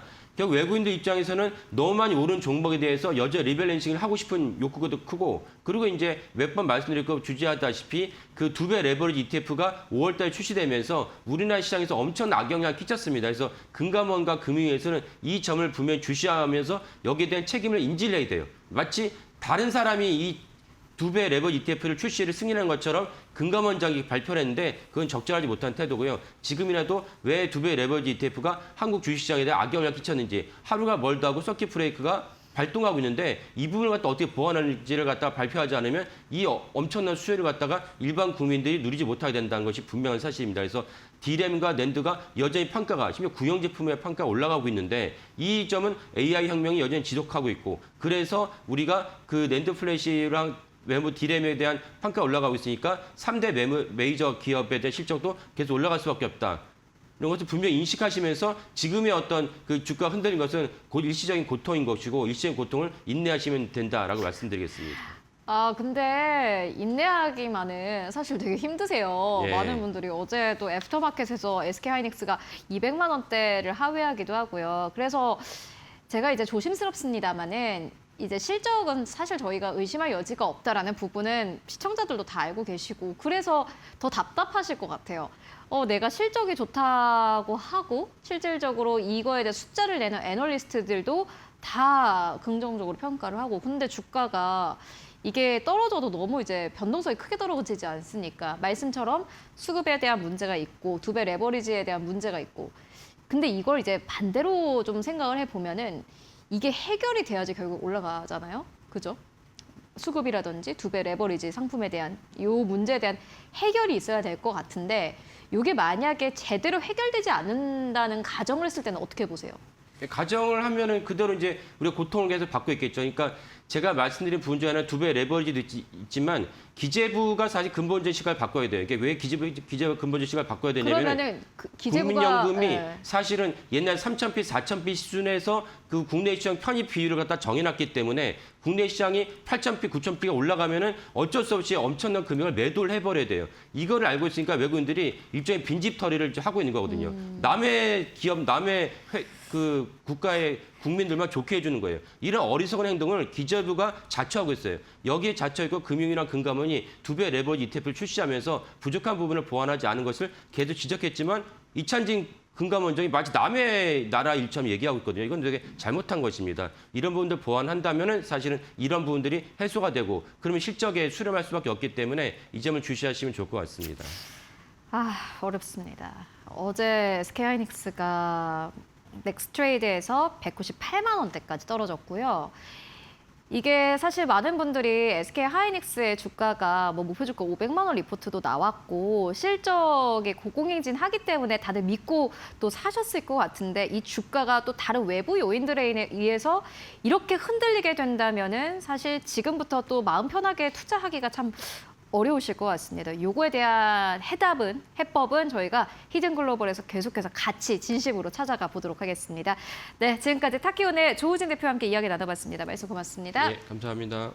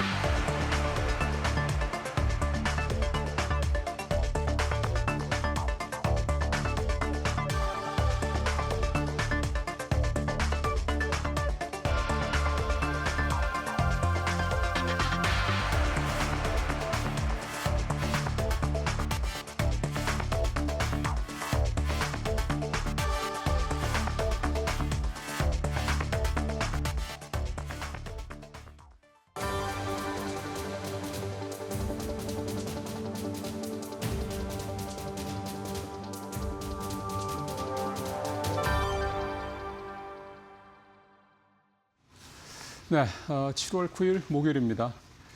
삼성전자 실적이 그렇게 좋게 나오는데도 이틀 연속 정말 두들겨 맞으니까 시장이 여러 가지 고민들을 하는 것 같습니다. 특히 어제 개인 투자자들의 순매도는 매도 규모가 뭐 컸냐 적었냐를 떠나서 굉장히 이제 좀 뭔가 이런 아주 높은 변동성이 지속되는 장에 대한 굉장히 좀 높은 피로감을 느끼고 있는 신호가 아니냐 생각도 좀 들더라고요. 특히 어제 고객인택금이 110조 원대 초반까지 좀 떨어졌고 여전히 뭐 고객인택금 규모 자체는 크긴 합니다만 중요한 거는 고객인택금이라는 게 사이즈가 중요한 게 아니라 이제 시장에 계속 이제 자금이 유입돼야 되느냐가 중요한 건데 만약 개인들이 이렇게 좀 피로감을 느끼고 도대체 이 장에서는 내가 뭐 할 수 있는 게 없겠다라는 생각이 들어서 소위 말해서 이탈을 하게 된다 그러면 사실 지금 코스피가 어제 7,200선대까지 내려오긴 했습니다만 7,200선이 뭐 안전한 그런 지지선이다라고 감히 누구도 확신할 수 없을 겁니다. 그만큼 시장 투자 심리가 굉장히 위축돼 있고 자신감이 없어져 있다 이렇게 좀 봐야 될 것 같습니다. 이런 상황에서 또 반도체 얘기만 하려니 좀 그렇죠. 근데 어제 글쎄요, 보기에 따라서는 상당히 좀 어떤 뭔가 좋은 신호가 될 수도 있겠다라는 기사가 하나 나왔고 그래서 그 기사 내용을 좀 다양하게 좀 앞뒤로 살을 묻혀봤습니다. 첫 번째 얘기입니다. 어제 미국 국방부하고 미 해군이 한국의 전투함과 급유함의 이 타진 이거를 이제 실제로 우리가 이제 건조할 수 있는지 여부에 대한 부분을 물어봤다라는 내용이 전해졌습니다. 이거를 이제 RFI 정보 요청이라고 하던데요. 사실 이제 이 내용에 앞서서 이거부터 좀 보셔야 됩니다. 트럼프 대통령이랑 이재명 대통령이랑 좀 대화를 하고 있는 장면인데 이거는 이번 튀르키예 나토 정상회담에서 나온 사진인 것 같고요. 요 전에 지난달 이제 6월 19일이었죠. G7 정상회의 이때 이제 프랑스에서 열렸었죠. 이때 트럼프 대통령이랑 이재명 대통령이랑 물론 미리 준비는 돼 있었겠습니다만 사실은 기대하지 않았던 이 두 사람 간의 정상회담이 꽤 오랜 시간이 열렸습니다. 그래서 다른 G7 정상들이 이 두 대통령을 기다리느라고 뭐 1시간 이상 기다렸다라고 제가 들었던 기억이 나는데 그때 둘이 했던 얘기 중에 그러니까 사람들이 궁금해하죠. 저 두 양반이 도대체 뭔 얘기를 했을까?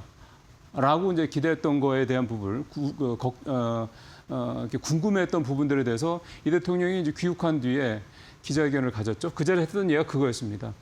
트럼프 대통령이 미국 군함 10척을 빨리 건조해 줄 수 있겠어? 라고 이제 물어봤다라는 겁니다. 이건 아마 이렇게 얘기하는 거 보면 이 대통령도 트럼프 대통령이 갑자기 그런 얘기를 할 거라고는 예상을 아직 못했던 것 같습니다. 그래서 그렇게 얘기를 하니까 당연히 우리 취재에서 했을 때는 우리가 뭐 세계 최고의 조선사들을 갖고 있는 나라인데 당연히 되죠. 최선을 다하겠다 그렇게 얘기를 했다라는 거고요. 트럼프 대통령이 이재명 대통령의 이제 즉답을 받고 난 다음에 가서 가만히 있었겠습니까? 야, 내가 한국 대통령한테 물어보니까 괜찮다는데? 라고 얘기를 했겠죠. 그래서 이제 그 이후에 있던 절차가 미국 국방부하고 미 해군하고 한국 측 조선소 두 군데, HD 현대중공업하고 하나오션에 앞서 말씀드린 RFI 정보 요청을 보낸 겁니다. 너네 우리한테 전투함하고 급유함을 만들어줄 수 있겠느냐라는 식의 얘기를 좀 했던 거고 여기서 말하는 정보 요청이라는 건 다음 장 넘어가겠습니다. 일단 공식적으로 입찰 제안서를 내기 전에 그 입찰 제안서는 이거를 내기 전에 그쪽에 이를테면은 미리 뭔가 예고를 주는 시그널이라고 하더군요. 그래서 일단 정보 요청을 해서 우리 쪽 상태, 왜냐하면 도크가 비어 있는지 이런 것도 좀 알아봐야 되니까 그 상태를 알아본 거고, 그래서 좀 국방부 전투 해군은 급여했고, 이게 이제 마스가 논의가 시작된 이후에 우리나라 함정 그 건조 역량에 대해서 이렇게 물어본 첫 번째 사례라고 이제 어제 얘기를 좀 하더군요. 그래서 이제 지난달에 현대중공업이랑 하나오션이 우리 다 할 수 있다라고 얘기를 했고, 그 다음에 이제 급유함, 중형급 급유함과 관련돼서는 두 회사 외에 삼성중공업도 할 수 있다 이렇게 통지를 좀 했다고 그럽니다. 자, 그렇다면 이제 그 다음에 미국 대통령을 트럼프 대통령뿐만이 아니라 미 해군과 국방부가 이렇게 요청했던 이유를 좀 살펴봐야 되겠죠. 다음 장 가보면요. 일단 미국 조선업의 생산 능력이 부족하고 인력난에 시달리고 있다는 점이 하나가 있습니다. 조선소 인프라가 노후화됐고 건조 능력 제한돼 있고 숙련 인력 부족이 심화되고 있다 이런 얘기인데 대표적으로 우리와 좀 비교해 보면 미국에서 지금 같은 사이즈의 선박을 하나 제조할 때 걸리는 시간이 우리의 3배 정도 걸리고요. 비용은 3배에서 4배 정도 더 든다고 합니다. 조금 큰 함정일수록 그런 거는 얘네는 하지도 못하지만 비용은 더 늘어나는 거죠. 5배, 6배 이렇게 늘어나는 그런 구조가 좀 되겠고. 두 번째, 어떻게 보면 이게 가장 큰 이유라고 볼 수가 있겠죠. 중국의 급격한 해군력 팽창을 견제를 해야 되는데 지금 이런 앞서 말씀드린 이런 미군의 현재 조선 상황으로는 가능하지 않다는 얘기가 좀 되는 거죠. 지금 중국과 상황을 좀 살펴보면 중국은 매년 1,000척 정도의 선박을 다 합쳐서입니다. 군함에다가 상선과 합쳐서 만들 수 있는 능력인데 반면에서 미국은 1년에 10척도 못 만든다는 얘기니까 한 달에 한 척도 안 나온다는 얘기고 완전히 10배 이상의 수준 차이가 좀 나는 거고요. 2025년 기준으로 중국의 전투함이 400척이 좀 넘습니다. 물론 추정이긴 합니다만, 근데 2025년 기준으로 미국은 296척. 이미 작년에 미군과 미 해군과 중국 해군과의 이 격차는 벌어지기 시작했고, 무엇보다 미 해군에는 이 전함들은 대부분 노후화되어 있는데 중국의 전함들은 만들어진 지 얼마 안 된다. 그러니까 신형함이라는 거예요. 그 차이가 또 굉장히 크다는 거고요. 중국은 2035년 앞으로 10년 뒤에 475척까지 군함 척수를 더 늘린다는 계획이지만 미국은 2035년쯤 가면 지금 상태 기준으로 했을 때 295척, 96척이 280척으로 준다는 얘기입니다. 그러니까 노후된 전함들이 퇴역하기 때문에 계속 군함 수가 줄어든다 이런 얘기가 되는 거죠. 그래서 트럼프 대통령이 조선업 재건을 위해서 황금함대, 골든 플리트라고 하는 황금함대의 구상을 제시를 했는데 이 황금함대의 구상은 딴 게 아니고요. 미군 해군력을 강화하기 위해서 2024년에 296척이었던 이거를 2054년까지 381척으로 약 한 90척 정도 늘리겠다 이제 이 얘기입니다. 그래서 매년 12척 정도의 신규 군함이 필요하다라는 건데 일반 상선이 아니라 근데 그거를 앞서 말씀드린 대로 1년에 10척도 지을까 만들까 말까 한 미군 조선소에서는 불가능하다는 얘기죠. 그래서 이 골든 플릿 즉 황금 함대를 실현시키기 위해서는 당연히 한국의 이 조선소가 필요하다 이런 얘기가 됩니다. 지금 여기서 좀 표현한 대로요. 이를 위해서는 연평균 300억 달러가 소요된다라는 얘기가 좀 나오고 있고 뭐 10조 달러, 뭐 12조 달러 뭐 이렇게 얘기들이 좀 나옵니다. 근데 뭐 우리 입장에서 봤을 때는 그게 다 우리가 가져올 수 있는 건 아니니까요. 연간 뭐 우리가 한 10조 원 정도의 뭐 어떤 매출을 끌어낼 수만 있다고 그래도 우리나라 조선사들은 앞으로 뭐 한 50년은 먹고 사는데 아무 지장 없다. 미국 것만 만들어도 이렇게 얘기가 된다는 거죠. 근데 그렇게 하면 되겠습니까? 유럽도 그렇게 당연히 할 거고. 중국 외에 나머지 나라들은 우리나라한테 군함을, 왜냐하면 미국 군함을 만드는 나라인데 이거만큼 좋은 레퍼런스가 없는 거죠. 그래서 이런 부분들이 좀 있겠다라는 거고요. 미국 조선업의 다음 장 가보겠습니다. 왜 이렇게 미국 조선업이 안 좋아졌냐도 짧게 살펴보면 보호무역지 법률, 사실 이게 가장 큽니다. 존스법하고, 그러니까 미국 내 연안에서만 움직이는 건 무조건 미국 내에서 만들어야 된다는 거. 그다음에 반스 앤 톨랩슨법, 미국 내에서 미국에서 예산을 써야 된다, 뭐 이런 내용들. 이런 것들이 결국 미국의 조선사를 이렇게까지 망가뜨린 이유다 이렇게 좀 볼 수가 있겠고요. 최근에 미국의 정책적 움직임도 좀 살펴보면은요. 변화가 있긴 있습니다. 일단 Ships for America Act, 그러니까 소위 말해서 이제 선박법을 좀 만들어서 이렇게 10년 내 상선을 이렇게 짓겠다. 이것도 우리밖에 만들어줄 데가 없습니다. 250점. 이것도 이미 지금 사실 우리 조선 업계, 조선 섹터에 반영이 좀 일부 돼 있죠. 그다음에 동맹과의 건조로 완화를 좀 시도하고 있는 거. 왜냐하면 존스법 때문에 못 만들거든요. 다른 나라에서는. 그래서 중국 해양 패권을 본격화하겠다. 뭐 전담 조직도 설치했다. 그래서 이제 RFP, 즉 공시 입찰 제한 요청이 이제 나오지 않겠느냐. 왜냐하면 우리가 이제 회신을 했기 때문에 RFI에 대해서 이 RFP, 즉 입찰 제한 요청이 좀 있을 수 있다. 이렇게 좀 되고 우리는 사실 이미 준비 다 해놨습니다. 그러니까 울산에서 예를 들어서 거제에서 이 블록 형태로 지어가지고 미국으로 싣고 가서 미국의 조선소에서 조립을 해가지고 이제 완제품을 그리고 그 안에서 이제 선체를 만들면 그 안에 이제 뭐 각종 무기나 이런 시스템 채우는 거는 미국 애들이 할 거니까 뭐 이런 식의 이미 얘기가 다 돼 있는데요. 미국이 좀 말씀드린 RFP를 안 줘서 좀 문제가 좀 되는 거죠. 우리한테는 다음 장 가보겠습니다. 이제 마지막으로 우리한테는 뭐 상당한 기회인 건 분명하고요. 앞서 말씀드린 우리는 좀 준비가 좀 많이 좀 돼 있고. 이미 MRO는 시작이 된 상황이죠. MRO가 한 20조 원 정도라고 그러면 앞서 말씀드린 것처럼 이 군함 쪽은 이거에 거의 뭐 10배 이상 됩니다. 연간으로. 물론 다 우리가 가져올 수는 없는 거지만. 그렇기 때문에 MRO에다가 직접 건조까지 우리가 한다고 그러면 이 미국 군함 쪽 이쪽 사업만 가지고도 우리 조선소들은 정말 완전한 그런 레벨업 모멘텀을 좀 확보할 수 있다. 이렇게 얘기가 되겠습니다. 이게 좀 된다고 그러면 조선 섹터는 이제 완전히 이제 그동안의 부진에서 벗어나서 다시 돌아설 수 있는 그런 모멘텀이 될 수 있을 것으로 기대가 돼서요. 저 말씀 마지막에 있는 RFP 입찰 제안서 저거를 이제 언제 받을 수 있는지 그게 이제 가장 관건이다. 조금 더 기다려야 되지 않겠냐 생각이 좀 듭니다. 자, 오늘 두 번째 마지막이기도 한데요. 삼성전자 목표가 하향 리포트가 어제 처음 나와서 좀 얘기를 좀 해보겠습니다. 키움증권에서 나왔고요. 기존에 43만 원. 기존에도 사실은 높지 않았습니다. 대부분 다 50만 원대 요즘에 이상인데. 근데 39만 원으로 목표가를 내린 리포트가 나왔고 그 이유는 이제 하반기 들어가면 EPS 성장률이 둔화될 것이다. 이 얘기를 하고 있습니다. 둔화된다고 보는 이유는 메모리 가격이 인상했다는 수요 감소. 지금 사실 시장에 반도체주들의 그 발목을 잡고 있는 가장 큰 이슈죠. 보수적 구매. 결국 수요가 떨어진다는 얘기입니다. 중국 업체들의 어떤 견제, 시장 금리 인상 반영. 그래서 저는 어제 키움증권 리포트를 보면서 느꼈던 거는 새로운 내용은 없다라는 거고요. 지금의 어떤 전반적인 투자 심리를 반영해서 목표가를 내렸다라는 거, 그게 아마 좀 눈에 띄는 그래서 좀 어제 좀 눈에 띄었던 그런 내용이라고 볼 수가 있겠고, 반면에 KB증권은 또 목표가를 더 높이는 그런 리포트를 내놨습니다. 보면은 55만 원 했던 걸 60만 원으로 아예 더 올렸고요. 삼성전자 60만 원 목표가는 노무라 증권 다음으로 이제 가장 높다고 좀 봐야 되겠고요. 하반기 영업이익이 627% 증가할 것이다. 그래서 234조 원에 달할 것이다. 대략 저거를 이제 3분기, 4분기 두 개니까 나눠보면 115조 정도 분기마다 그 정도 영업이익이 나올 것이다라고 예상을 좀 해볼 수가 있는 겁니다. 일단 KB증권이 목표가를 올린 이유는 AI 투자 규모가 더 늘어날 거다. 내년에도 이 정도지만 내후년에는 더 늘어난다. 이 얘기가 나오고 있고 디램 가격도 계속해서 저렇게 4배, 뭐 3배 이상 이렇게 상승할 것이다.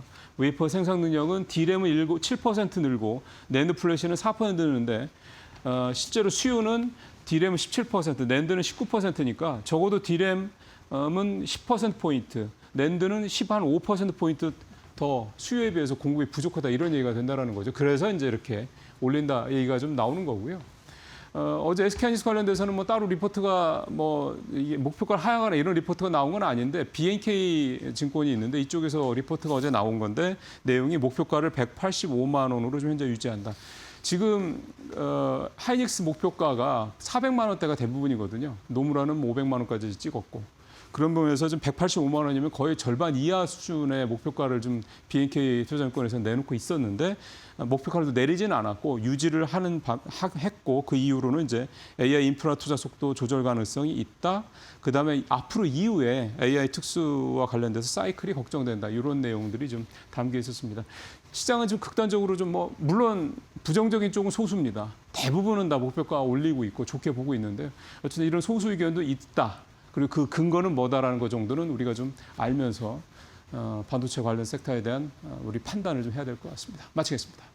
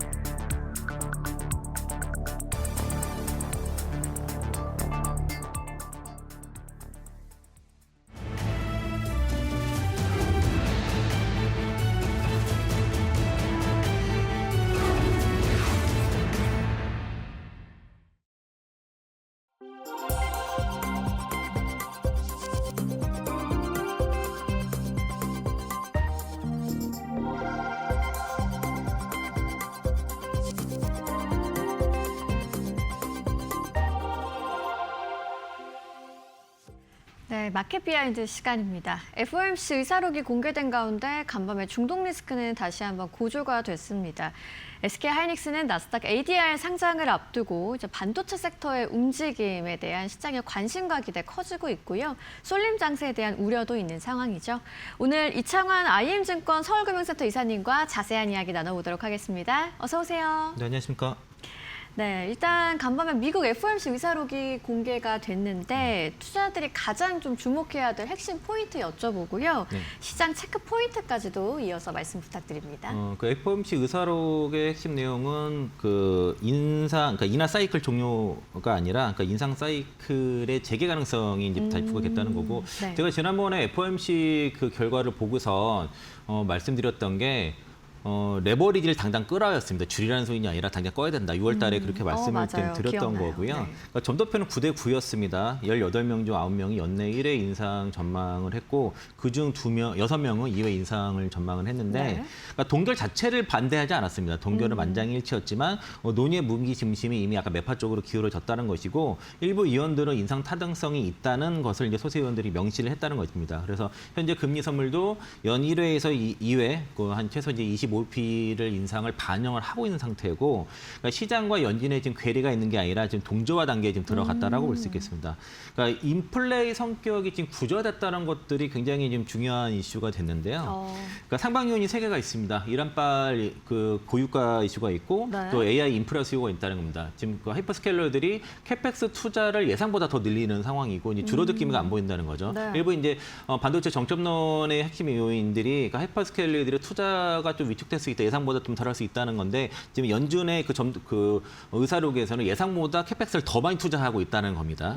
그리고 이제 관세가 일시적인 충격이 아니라 고착화 가능성에 대해서도 이미 이 세 가지까지 얘기를 한 상태인데 5월 헤드라인 PC가 4.1% 증가를 했습니다. 네. 23년도 4월 이후로는 최고치를 기록했고 근원 같은 경우도 3.4% 증가가 나와서 에너지를 제외해도 기존 물가 자체가 상당히 강한 상태라는 것이고요. 그렇네요. 고용은 이제 붕괴가 아닌 정상화이기 때문에 이전에는 이제 그 연준이 그 듀얼 맨데이트를 기준으로 봤지만은 이제는 단일 물가가 단일 목표로 이제 수렴을 한 셈입니다. 물가를 목표로 지금 방향을 잡았다는 것이고 네. 위시 체제는 앞으로 이제 포워드 가이던스가 대폭 축소가 되는 거죠. 그렇기 때문에 이제 변동성 프리미엄이 확대되는 구간이 되는데 성명서 내용도 대폭 축소를 하고 소통 방식도 이제 개편을 공식 논의를 시작을 한 거고요. 의장 본인도 지금 전도표 미제처를 해버렸습니다. 그렇죠. 예. 네. 그래서 지표가 발표할 때마다 시장이 계속 연준의 어떤 의도가 있는지를 위해서 스스로 계속 추정하는 그런 좀 피곤한 그런 구조로 들어간 것이고요. 그것 때문에 금리의 변동성이 굉장히 상시가 됐다는 것들이 문제고, 그래서 이제 성장주라든가 어떤 그 롱듀레이션을 가진 종목들이 기업들이 좀 시장이 좀 어렵게 되는 것이고요. 그래서 이제 그 밸류에이션을 미리 땡겨오는 기업들 그리고 지금 고밸류에이션 받는 기업들은 지금은 투자를 피해야 됩니다. 그 대표적인 그런 섹터들이 있는 것이고 네. 앞으로는 이제 7월 14일에 6월 CPI가 나올 텐데 네. 이제 그런 CPI가 핵심인 거고요. 네. 같은 날 월시가 하원 정원이 있습니다. 이 두 개 같이 그러니까 하루 이벤트가 두 개가 그러네요. 같이 나오기 때문에 이 7월 14일이 시장이 아주 변곡점이 될 것 같고 네. 그러니까 이란 사태가 자꾸만 이제 거슬리긴 해요.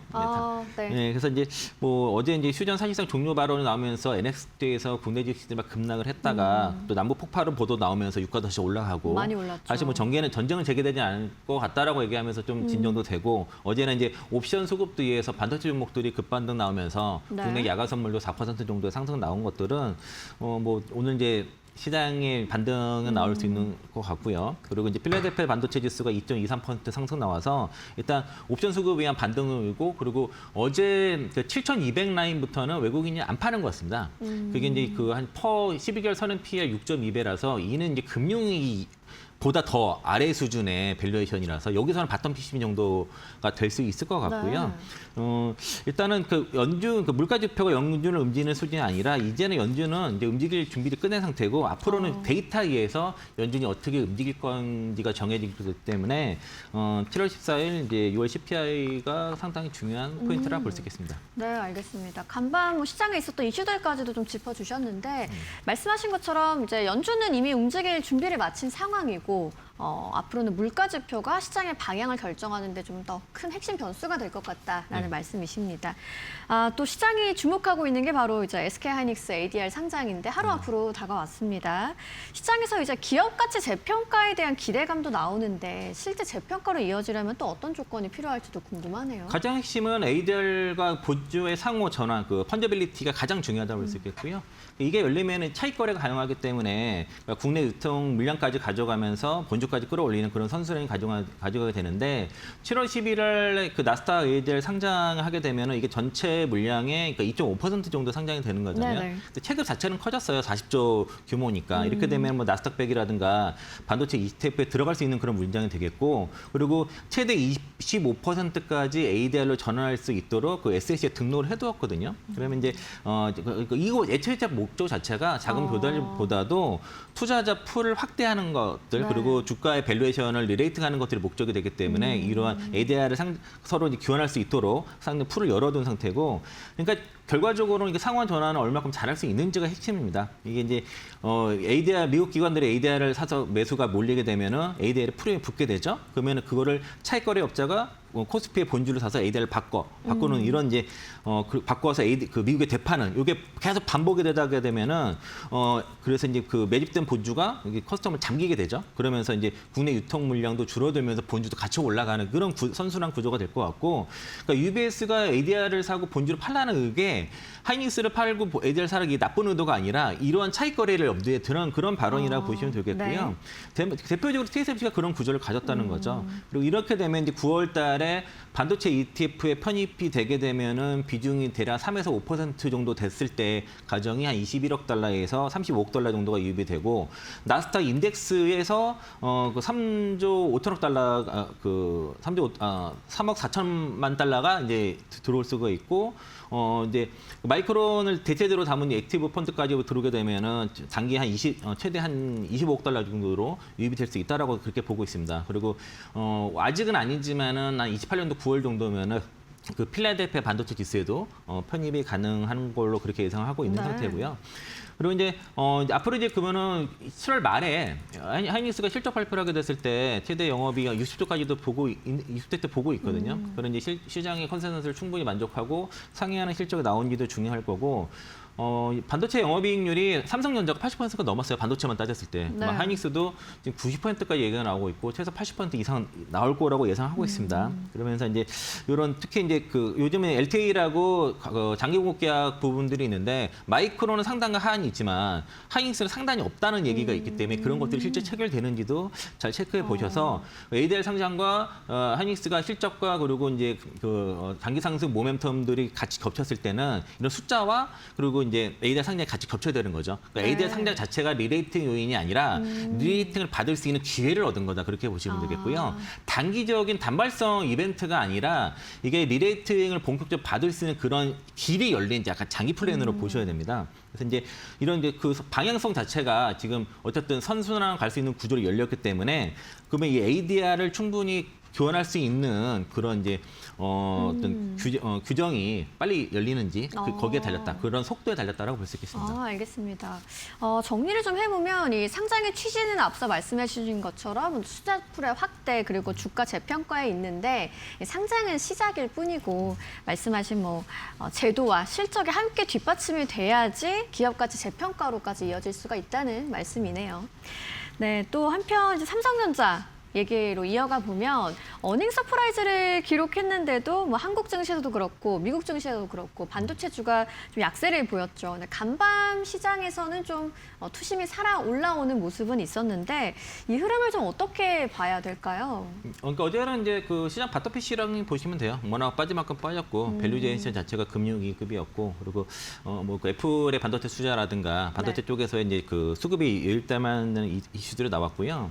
그 삼성전자 같은 경우는 4월 달만 해도 시장 컨센서스가 영업이 한 56조였다가 6월 말에 이제 한 86조, 92조, 이제 100조까지도 보다가 이제 충당금 이슈로 한 그 80조, 85조 정도까지 컨센이 맞춰진 상태여서 전날 이제 그 메리츠증권에서 이제 그 충당금 포함해서 110조가 나와서 그게 이제 선반영된 측면이 있고 그리고 이 이제 진짜 숫자가 나오다 보니까 이제 차익 실현의 빌미가 보통 세론이 나오잖아요. 그 세론이 나왔는데 이게 이제 그 지금 단위 종목 레버리지 ETF가 같이 있다 보니까 변동성이 하방으로 더 커졌던 것이고 이 그 전체 자체가 지금 연기금이 지금 리밸런싱을 안 하다 보니까 수급이 하방을 받칠 지금 수급이 없는 겁니다.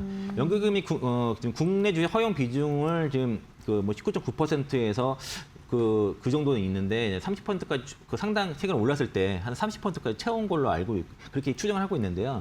7월부터 리밸런싱을 한다고 했는데 첫날 딱 3,000원 해보니까 시장이 급락을 해버리는 거예요. 그래서 이제 그 리밸런싱 천천히 하려고 하는데 문제는 삼성전자나 SK 하이닉스만 사서 올리게 되면은 외국인들은 이게 캡이 있단 말이죠. 그 단일 종목 비중의 한도가 5%, 10%, 40% 비중이 이게 한도가 있기 때문에 무조건 기계적으로 매도하는 그런 구조가 나오니까 그래서 이제 그 반도체 반도체 쪽으로 지금 그 연기금이 올리게 되면 외국인들만 좋은 일만 시키는 상황이 된 거고요. 네. 떨어졌을 때 이미 한도가 찼기 때문에 밑에 받칠 수급이 없으니까 중소형도 다 죽게 그런 구조가 된 겁니다. 그리고 이제 국민연금 자체가 지금 그 절반 그 위탁 자금이 55%가 그 외부 위탁 자금인데 그럼 그 위탁 운영사들이 삼성이나 SK하이닉스는 대형주들을 구조적으로 덜어내지 못하는 상황이 된 상태예요. 그래서 이 수급을 그러니까 이걸 비우게 되면 벤치마크를 못 따라가 버리니까 그런 문제도 있는 것이고요. 레버리지 수급을 위한 이제 그 쇼감마로 인해서 변동성이 더 커졌다라고 볼 수 있겠는데 그러면 이렇게 수급을 이 꼬임을 풀기 위해서는 네. 결과적으로는 아프더라도 연기금이 리밸런싱을 하면서 그렇게 되면은 단위종 그 삼성전자나 SK하이닉스가 여기서 계속 강세로 갈 수 없다는 사인만 주게 되면 단위 종목 레버리지가 시장 유통자 그 거래 대금의 한 60%를 그러니까 거래량 60%를 차지한다고 하는데 그러면은 글로 그 들어가는 수급들이 쏠림이 완화가 되면서 다른 그 종목 그 섹터로 확산이 될 수 있으면 시장이 살아날 수 있는 거거든요. 그러니까 연기금이 리밸런싱 잘 안 하는 게 오히려 시장을 더 죽이는 일이 지금 상황이 벌어진 겁니다. 그래서 네. 이제 수급 외통수에 지금 들어간 상태고요.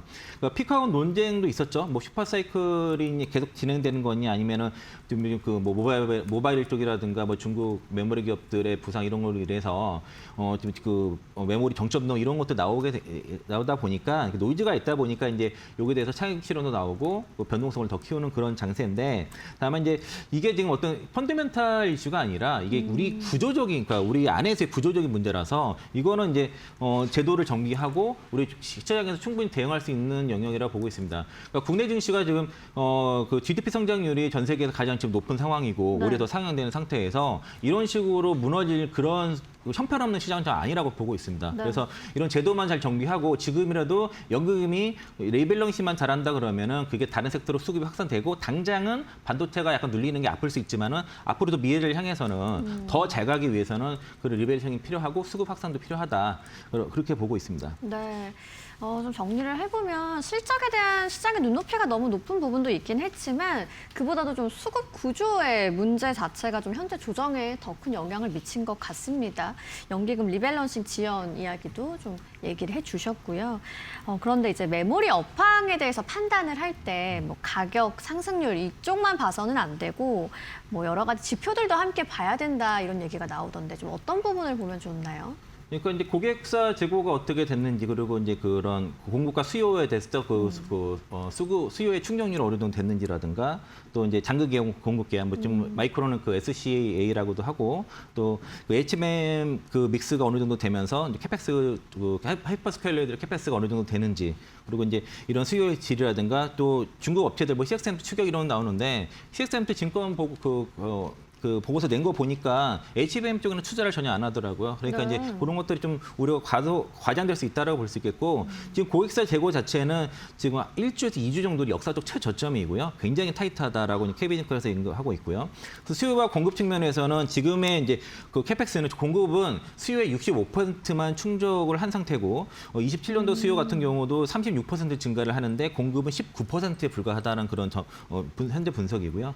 그 LTE 같은 경우는 기존에는 1년이었지만 지금은 자동차는 3년 그리고 그 하이퍼스케일러는 5년 정도로 그 공급 자체가 달라진다는 거고요. SK하이닉스 같은 경우는 가격 상한선이 없다는 것도 굉장히 중요한 이슈입니다. 네. 또 HBM3에서 HBM4로 전환하면서 이 디램 웨이퍼를 훨씬 더 잡아먹거든요. 그리고 구조적으로 이제 그 범용 메모리 쪽에서의 그 실질 증설은 늘어나는 건 28년도부터다라고 좀 볼 수 있겠습니다. 또 이제 그 CSP 쪽에서의 그 메모리 비중 자체가 이제는 과거 13.5에서 27년에는 48%. 그러니까 이제 굉장히 늘어나는 거죠. 그러니까 클라우드 쪽에서 자금이 관건이긴 하지만 굉장히 그 메모리가 앞으로 더 많이 쓰여진다는 것들이 달라지는 거고 CXMP 같은 경우가 지금 HBM 쪽 수율은 거의 형편없습니다. 그리고 전체 캐파의 5%가 안 되고 수율도 지금 20% 미만으로 확인됐고요. 그리고 CXMT의 그 1G 그 나노의 자체가 지금 하여튼 기술적으로 아직 올라오지 못한 상태라고 볼 수 있겠어요. 지금은 사겠다는 수요에 비해서 충족률은 3분의 2밖에 안 된다. 그러면은 여전히 물건이 모자라고 값은 많이 치러대는 그런 구조라고 볼 수 있겠습니다. 그래서 네. 저는 그래서 이제 재고가 역사적 저점이고 그 데이터상으로는 이상이 없어요. 펀더멘털적으로 이상이 없고 이게 우려하는 내용들은 이제 말 그대로 우려 이제 데이터로 나타나지 않기 때문에 오히려 이제 지금은 반도체를 갖고 있는 분들은 잘 버티거나 바텀 피싱을 노리는 정도까지 왔다라고 볼 수 있을 것 같고요. 이제 향후에 아까 말씀드렸던 것도 갑자기 재고가 정상화 된다던가 그리고 충족률이 갑자기 상향 된다던가 조기 증설이 막 돼서 캐펙스가 막 늘어나는 이런 사인이 나오지 않는 이상은 아직은 괜찮다라고 보고 있습니다. 네. 뭐 현재는 피크아웃으로 보기는 어려운 환경이고 다만 좀 업황을 제대로 판단하려면 뭐 가격뿐만 아니라 재고, 수급, 장기 계약까지 좀 함께 봐야겠다는 말씀이십니다. 자, 우리 시장에서 지금 뭐 절반은 조정을 받고 있는 상황이잖아요. 이렇게 좀 지수랑 개발 종목의 흐름이 엇갈리는 장세인데 이럴 때 투자 전략을 어떻게 가져가야 될지 조언 좀 부탁드릴게요. 그러니까 외국인의 매도가 어제 마무리되는 국면이 있었습니다. 장중에 코스피에서 6천억 이상 매도를 하다가 막판에 이제 5천억 이상 그 매수를 바뀌면서 한 번에 1조 이상 매수를 해버린 네. 거잖아요. 그러니까 대략 한 7,200 정도, 그러니까 12개월 사는 PER 6.2배 정도에서는 바닥인 거고 거기서는 바텀 피싱이 나온 것 같고요. 그러니까 외국인들 대략 한 7,000에서 200 정도는 바닥으로 보는 것 같다. 그렇게 보시면 될 것 같고, 그러니까 급락이 이게 어떤 수출이라든가 실적이 나빠서가 아니라는 거죠. 완전히 순전히 국내 내부적인 이 수급 요인 때문에 연기금의 리밸런싱이 지연되고 단기적으로 레버리지 ETF로 쏠림에 의해서 만들어지는 그런 급락이라서 이런 급락은 넌센스라는 겁니다. 그 펀드멘탈과 상관없는 그 수급적인 구조라서 이러면은 이제 밸류에이션 자체가 지금 완전 금융위기보다 더 못한 수준으로 떨어졌을 때는 여기서는 파는 가치가 의미가 없죠. 버티거나 이제 용기 있게 매수해야 될 것으로 그렇게 보고 있고요. 그러니까 이제 비싸가 빠진 게 아니라 너무나도 싸진 장이 돼버렸습니다. 네. 그러니까 이제 이렇게까지 떨어지게 된 원인 자체는 우리 국내적으로 연기금의 그 리밸런싱의 지연이 가장 크고 여기에 단위종목 레버리지 ETF가 상장되면서 이게 승소효과를 일으켜서 더 파장을 일으킨 건데 이런 것들은 제도적으로 지금 개선이 하루빨리 필요할 것 같은데 지금은 이제 너무나도 빠졌기 때문에 이런 급락장에서는 오히려 이제 기회를 보고 접근하시는 마음을 가지시는 게 버틸 수도 있고 그리고 적어도 내가 용기 있게 사지 못하더라도 팔 단계는 아니다라고 그렇게 보고 있고요. 이런 변동성에 견디는 거는 이제 반도체 쪽에서는 캐싱콜을 잘 가지고 계시면서 이제 제가 그랬잖아요. 그 현금 갖고 계셔야 된다고. 네. 지금 그러니까 변동성 해지하기 위해서는 현금이 어느 정도 있어야 된다라고 좀 말씀을 드리겠습니다. 네, 수급 변동성은 관리를 하면서 실적이 뒷받침되는 종목들을 좀 차분하게 살펴볼 시점인데요. 미국과 이란의 긴장이 재고조되고 있는 점도 핵심 변수로서 체크를 해보셔야겠습니다. 오늘 이창환 IM증권 서울금융센터 이사님과 말씀 나눠봤습니다. 좋은 말씀 고맙습니다. 고맙습니다. 네, 개장 전에 반드시 알아야 할 애프터마켓의 시그널, 현아연 캐스터와 만나보시죠. 네, 애프터마켓 시그널 저와 함께 살펴보시죠. 간밤 미증시는 혼조 속에 마감을 했습니다. 잠잠해지나 싶었던 미국과 이란 사이의 이 지정학적인 리스크가 다시 한번 부각됐기 때문인데요. 그럼에도 이 반도체단에서 힘을 내주면서 나스닥 지수는 상승하면서 마감했습니다. 애프터마켓에서 8개 기술주 어떻게 움직이고 있는지 함께 살펴보시죠. 현재 애프터마켓에서는 메타를 제외하고 모두 하락하는 모습인데요. 마이크론이 그래도 오랜만에 정규장에서 상승하는 모습이었습니다. 반도체단의 저가 매수세가 유입이 되면서 1%대 상승을 보여줬는데 현재는 0.44% 하락으로 돌아서면서 944달러 선 지나가고 있습니다.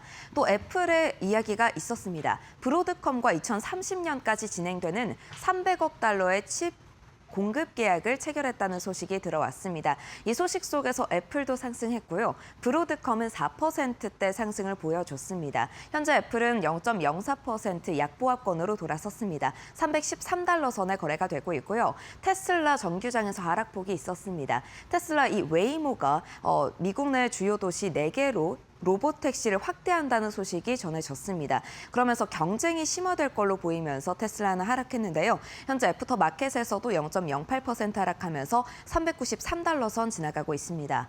메타 현재는 상승하고 있지만 정규장에서는 하락했습니다. 메타가 캐나다에 100억 달러 규모의 AI 데이터 센터 투자를 한다라는 소식 속에서 하락을 했습니다. 이 투자 확대되는 걸 이제 투자자들은 약간의 불안 요소로 삼고 있는 것 같습니다. 현재는 0.06% 상승하면서 603달러 선 지나가고 있고요. 엔비디아에는 또 호재적인 소식이 전해졌죠. 이 중국 내에서 H200 칩 일부는 판매를 허용하겠다라고 밝히면서 상승했는데요. 현재는 0.41% 하락으로 돌아서면서 203달러 선에 거래되고 있는 엔비디아입니다. 이어서 다음 시그널도 함께 살펴보시죠. 네, 유가 흐름이 다시 한번 상승세로 돌아서고 있습니다. 이 트럼프 대통령이 미국과 이란 사이의 MOU는 종료가 됐다라고 이야기를 하면서 불안감을 키웠는데요. 그러면서 호르무즈 해협을 다시 봉쇄하고 이란을 타격할 수 있겠다라는 전망이 제기가 되고 있습니다. 그렇지만 나토 정상회담에서 진행된 기자회견에서 지금의 상황이 빠르게 끝날 것이다라고 입장을 밝혔기 때문에 어느 정도는 안정세를 보이고 있습니다. 현재 소폭 상승하면서 0.07%, 소폭 상승하면서 74달러 선에 거래가 되고 있고요. 금 가격도 0.02% 소폭 상승으로 돌아섰습니다. 4,078달러 선에 거래되고 있는 금 가격입니다. 이어서 국내 주요 지표들도 함께 살펴보시죠. 네, 국내 주요 지표들 현재 엇갈린 흐름 보이고 있습니다. 코스피 200 야간 선물 시장은 4%대 강세를 보였는데요.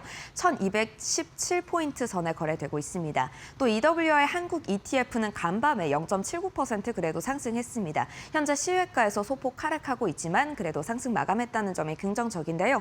현재는 182달러 선에 거래가 되고 있습니다. 또 필라델피아 반도체 지수도 간밤에 미증시에서 반도체 단의 힘이 좋았기 때문에 2.23% 상승하고 있는데요. 12,500포인트 선에 거래가 되고 있습니다. 또 원달러 환율은 0.67% 하락하면서 1,507원 선 지나가고 있습니다.